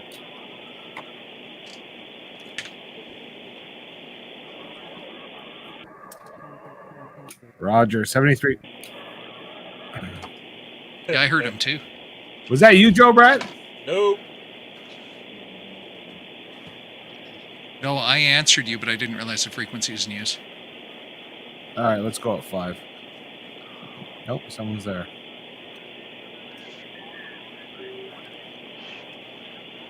Sounded a lot like Mike. Okay, well, I'm not going to say the frequency until I test it. Is There this you go. frequency in use? Is this frequency in use? This is Victor Alpha 3 Sierra Delta Oscar. It's funny, I found it right away. You did? Yeah, I did. Well, you said up 5 from where you were, so if Is this anyone, frequency in use? Is this frequency in So I use? don't know This where he is Victor now, I'm Alpha lost. 3 Sierra Delta Oscar. didn't they do that in Smokey Bandit in the first one? When I say channel 19, I'm really All on right. 21. Then 7249.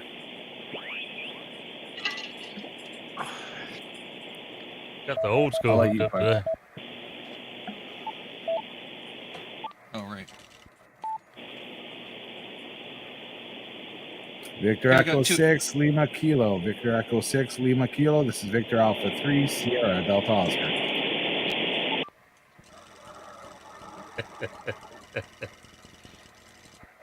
Try it again.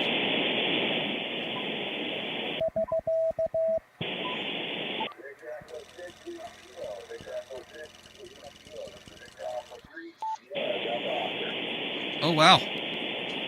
Well, let's see if my 15 watts gets to...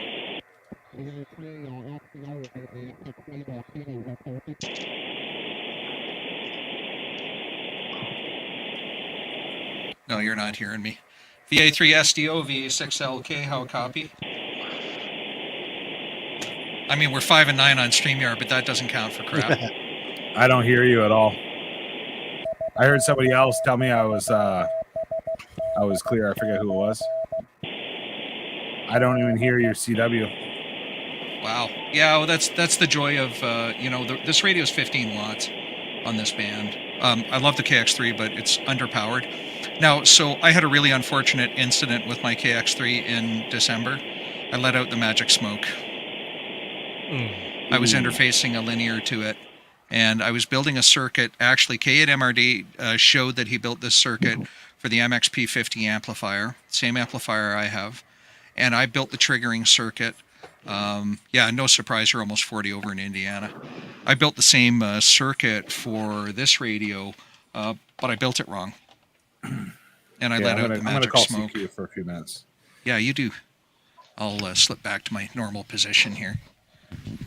So, sadly, I let out the magic smoke, and I have to send my radio back to Elecraft for repair, but oh well.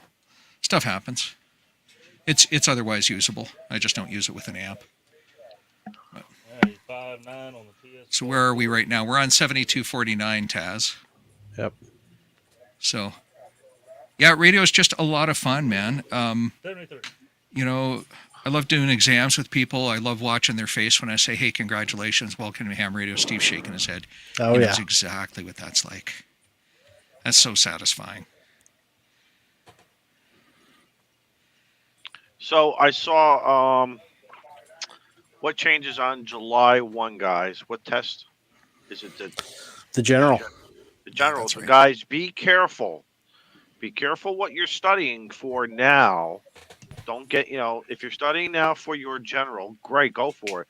But get that test in, Steve. What do you think? By May, don't get yourself too. Steve, what do you think? Because the questions won't really. So, well, hang on. I'll give you the differences because I've got that email. I saw what but you don't want to get yourself if you're borderlining. Yeah.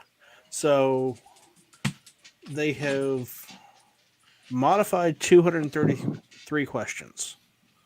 And so they've improved the wording or replaced distractors. They've generated 49 new questions and eliminated 71. So the pool is actually going to be down to 432 questions. But there's the potential you're going to be studying something that won't be used if you. I guess, guys, plan it right. I know for me particular, if it was January and I was studying for my general, I would be getting it done before May 1st, I would say. Yeah. At least by Memorial Day. Yeah, even that I'll as give you Memorial Day. a drop dead day. Yeah.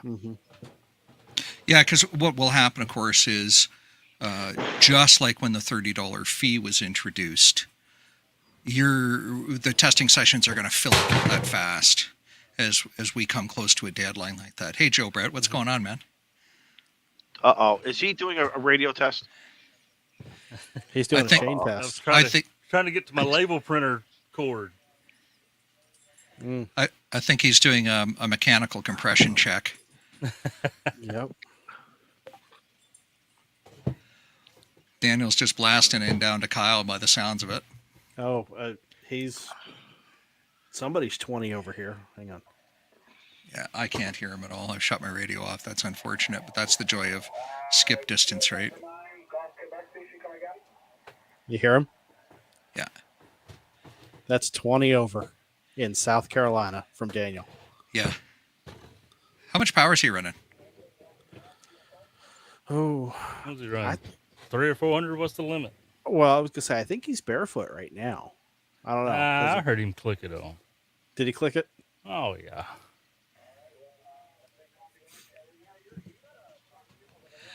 I used to say life's too short for QRP, and then I bought a KX3 and discovered how much fun it is. Yeah, I've- that's what I did. That's exactly what I did. Do you have the a 2-meter module in yours? No, but I'm thinking it would be cool to do that, if only for the pan adapters, so I can see myself working satellites. Oh, good, excellent. Yes, good point. Yeah, so I first have to pay for the repair. I did try to change out the FET that I smoked. It was right at the edge of the board, and it required lots of magnification to get to it. But it's more than just the FET. That's unfortunate. So it's got to go back to Elecraft. Got to go back to the mama ship for fixing. I'm okay with that. I'd rather pay for the factory to do repairs on stuff like that, right? And then, if I have any money left, I'll buy the transverter module for it. Oh.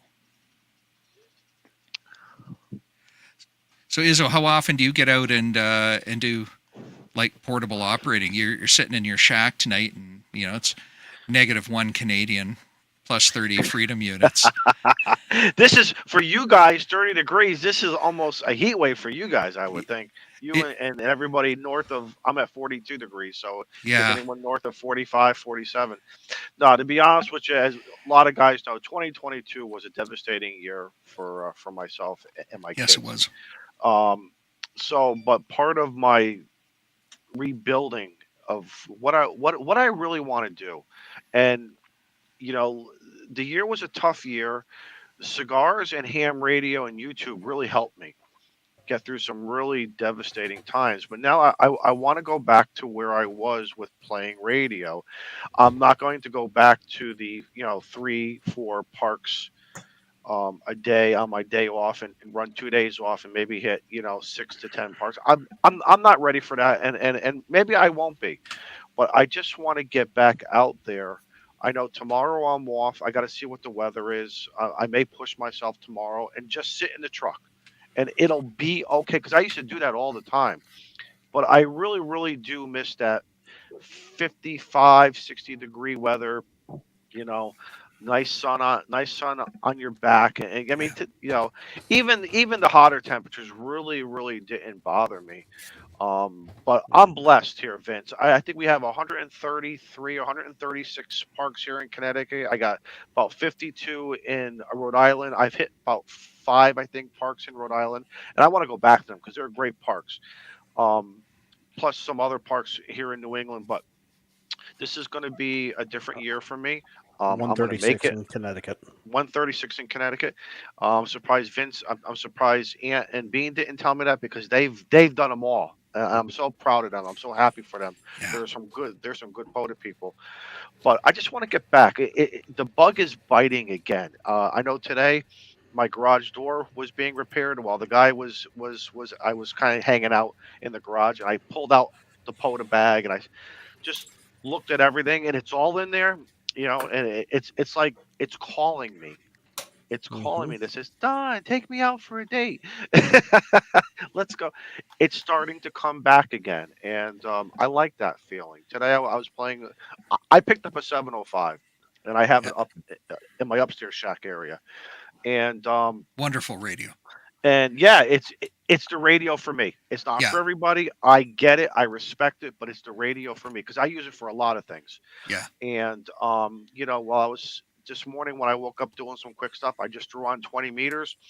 Some guy was working at POTA Park. I quickly went to the POTA site, banged them out on 5 watts. Once again, I still think it's that through getting back to what we were saying earlier, that thrill of whether it's 100 watts for me or 5 watts or less. And many guys like you, K0KLB, and many others on that what I call the great Facebook page. Guys, if you're on Facebook, and you've heard me say I hate Facebook, but I kind of like the groups.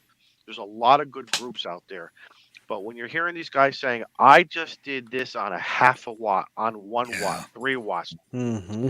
I remember my grandfather doing that because he was a big QRO guy, big QRO guy. And then when he finally made the jump down to 50 watts, and then when he started doing it at 5 watts, and then he started going into the milliwatt range. I wish he was alive to see that. Is it the true, help me out, guys, true SDX radio Mm-hmm. that comes from, is it DL3 MAN, I believe? Yep. Yeah. But I'm not going to buy that. I promised myself I will buy that once I get going again. That's my eye of the tiger right now. I will not buy another radio. I will not buy another antenna yet. I have to get my fat ass out of this chair and get out in those parks and get going again. And whether I use it for POTA or just for fun, that is my kick in the pants right now. So I'm not sure if you like that radio. Have you seen it a little bit, or Vince? Yeah. The 705. So I had money burning in a hole in my pocket. Malin took me out and did my first and so far only SOTA. I'm probably going to do other drive-up SOTAs as long as there's not bugs out and I don't have to walk too far because I'm in a shape. My shape is round. Round doesn't climb mountains easily. When I got bitten by that bug, I'm like, well, do I buy the 818? I've had an 817 and I didn't like it. It wasn't the radio for me. And that's strange because I own two 857s. I looked at the 705 and I sat and looked at it in earnest for 2 hours. I played with all the modes, but it just wasn't the radio for me. 7300, same thing. Wonderful radios for most people. Not for me though. I'm not a fan of the touch screen. Really? And it's not Really? it is that touchscreen. It's that it is a touchscreen. I'm not a fan of that. And I had to press this and this to try and adjust, and I'm just like, I came from the world of an FT450, and before that, a Kenwood TS 130 and a 120. So a mid 70s simple I had radio. the 120. Yep, that was one of my first radios. Yeah. Oh, fun radios to operate. But something though, I had the KX3. I did the KX3, and I had it for about 8 months, maybe 9 months, and I had a ton of fun with it. The only problem is again, for the guy who likes to bring too much with him, whether it's out here to the back porch or go for a ride somewhere, stay over at family, bring it to whatever. I was bringing too much with me, and I wanted to reduce it. So when the 705 came out, I waited a little bit. I watched all the great YouTube videos from all of our friends, the pros, the cons, the whatevers. And then when that POZ case came in with it, and then I started just doing various backpacks and other carrying methods of it, and things just started falling in place. The K6 ARK antenna comes along. Yeah. If I don't want to use the TN07, whatever, it revitalized me, not only to experiment and come out of my shell from just using 50 to 100 watts, but just to start experimenting. But and when I say experimenter, I'm not the soldering iron guy. Yeah. But just to kind of do things different in the field, and it really starts to build your self-confidence. I'm a firm believer. This hobby has a way of building your. And of course, POTA, man, POTA is there. POTA, and I'll say this, even 60-meter POTA, and Molson will probably spin in his chair and say, "Come on, Izzo." Yeah, even 60-meter POTA to me is, I love it. I love 60-meter because it gives you the best of both worlds of 40 to 80 for those short, 300, 500 mile, contacts. Yeah. Oh, Yeah. So on November the 11th in Canada, we celebrate, Daniel will know, we celebrate Remembrance Day, and you guys call it Veterans Day. And for me, as a quasi-government employee, it's a statutory holiday. And so I went to celebrate that and to be thankful for my freedoms. And I did 4 or 5 POTA activations, and the last place I landed was right in front country with the mountains, with the sun setting. It was beautiful, right? At a place called Chain Lakes Provincial Park, and I've activated there a few times. And by now, it's 42 Freedom units out. And so I put the KX3 on the tailgate, and I take a 60-foot wire, and I run it out to a tree, and I huck it up in place. This is a Leatherman C33L, or a C33 for those of you who are interested in exactly if you're like a knife hound. And it comes with a little carabiner clip. So I can clip this on, and I use this as my throw weight. It's a little bit too light, but for 30 gauge antenna wire, it's perfect. I'm sorry. Can you say it again? Because Scout 75 may need Scout. So are you still in the chat? Yeah, he Yeah, is. Scout's there. Scout. It's a Leatherman Charlie 33. Did it ever get stuck in the tree? Only once, but it was Okay. easy to get out. So that's Oh. okay. You didn't have to wait for it to snow and the tree to fall.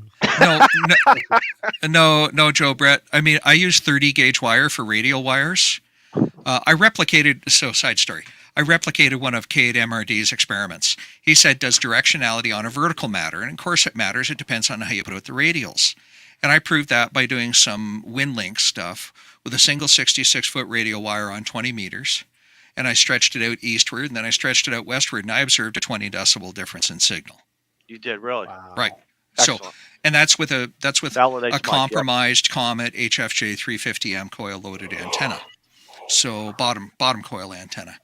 Anyway, so I use 30 gauge silicone wire from BN Tech Go. You can get it on Amazon. It's great wire. And so if the knife gets stuck, I break the wire because it's cheap, and I can break it, just about with 2 fingers because I'm not a strong guy like any of you guys. Right, so I don't care if the knife gets stuck. I just break the wire and pull it down, and I fix the wire up. Anyway, I struck out a piece of this wire. I hucked it in a tree at 10 feet, and I brought it down to the tailgate of the truck. And there's the cables that hold the tailgate from falling too far, right? I hooked it around the corner of that wire. So arguably 5 feet of this wire is sitting on my tailgate, and I attached it to a BNC to banana post adapter on the side of my KX3. KX3, of course, has that wide range antenna tuner in it. And I wound one wire on it, and I pressed the tune button, and it loaded on 20 meters, and I made my 10 contacts on 5 watts. Excellent. And so it's that level of experimentation, Don, that keeps it interesting for me. It does.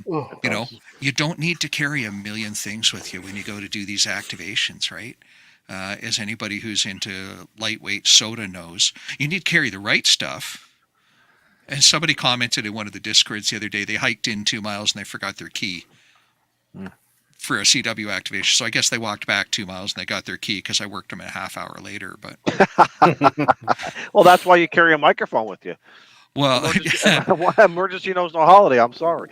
well, yeah, exactly right. I said to him, well, if you got a pair of wired earbuds, just strip the earbuds off and jam the wires together. And he didn't seem to think that was funny.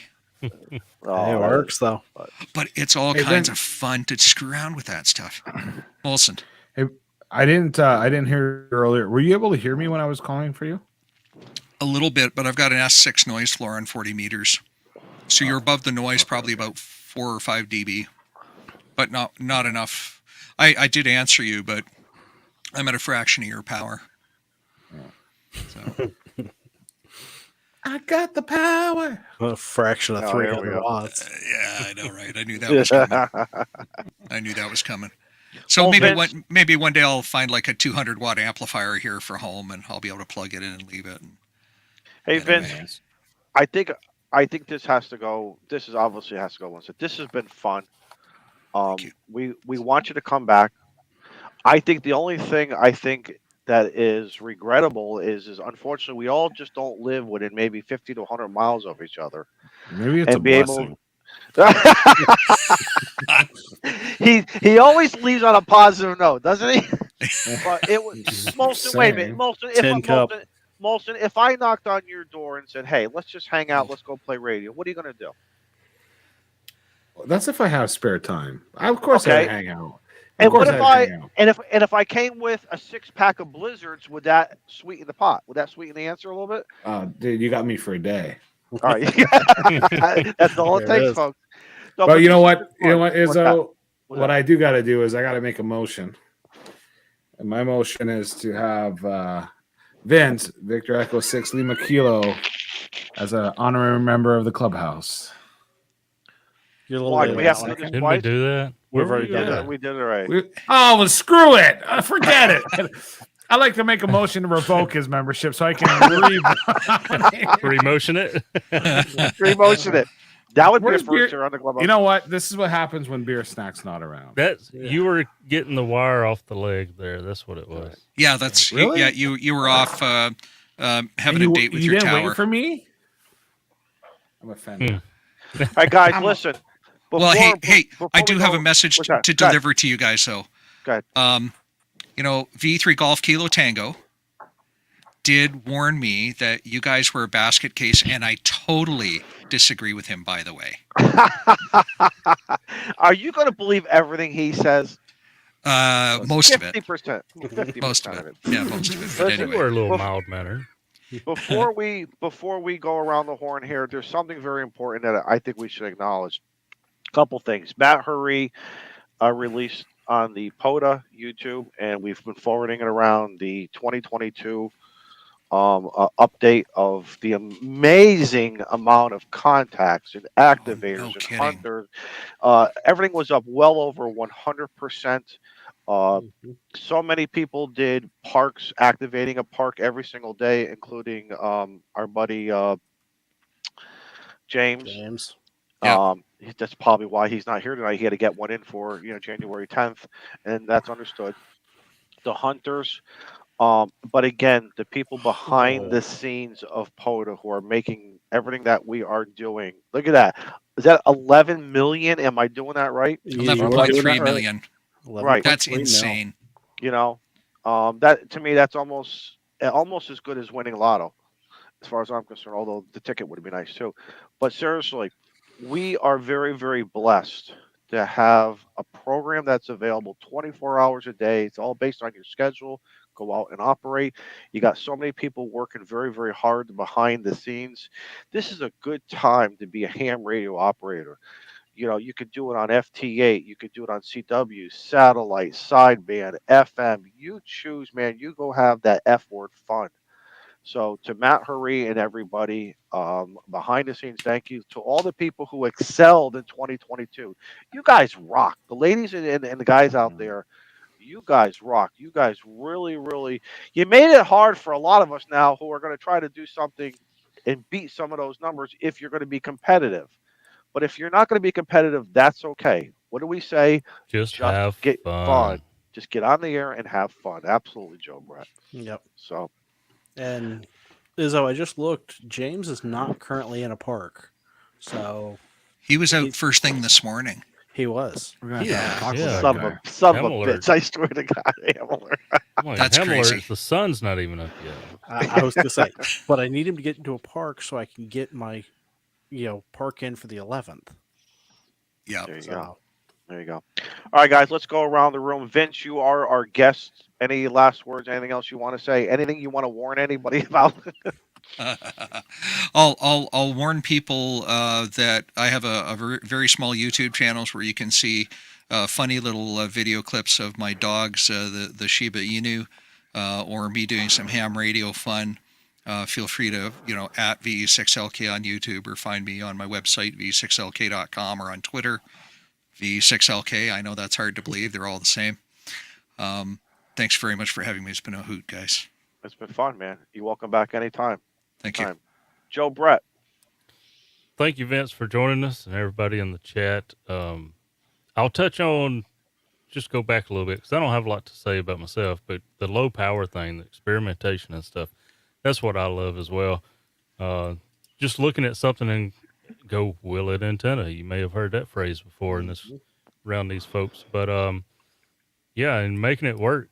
I've made antennas before just to put them on an analyzer and say, yeah, that should work, and then just tear them apart. Never even hooked coax up to them. I mean, but me and Shane, early when we first started this, you was talking about that. I was, when he had his in-fed from his balcony down to the dumpster, we sit there, started at 100 watts and kept saying, well, let's turn it down. Let's turn it down. We got to 0%, which is, I think, like 5 watts on the 7300, and Yep. was still talking just as well.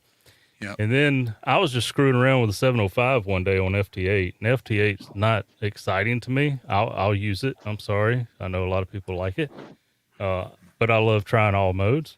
And I was just playing around with it, and I got what is it, Kenya, on like 10 watts one night. I was like, Wow. wait a minute, that's got to be wrong. And then he confirmed the contact, and I was like, there's that excitement. There's cool. So There you Yeah. go, Joe. Excellent. So, Nice job. just thank everybody for coming another Tuesday night. Yeah. And I'll have Brother. a video tomorrow night sometime. I think I set it for like 6:33 or something. I don't remember. Are we going to hold it to you? Put your hand on the Bible. Oh, it's scheduled. It was scheduled for Put your tonight, hand on the but tin cup. I gave way. So Yeah, put your hand on the tin cup. Yeah. Press subscribe and notify. Yeah, there you go. There There it you go, is. bro. There you go. yeah. Steve? Yep. Like I said, I've been busy with the new job, but I am going to try to get some videos edited this weekend in my free time and hopefully get something out before the end of the month. Excellent. So, Guys, I've talked enough tonight. I've said what I like and everything. Y'all know me. I appreciate everybody, supporting me here at the local level as well as on YouTube and everything. So we'll see everybody, and we'll see everybody next week. Molson, why don't you wrap this thing up and tie up the ribbons, as they say?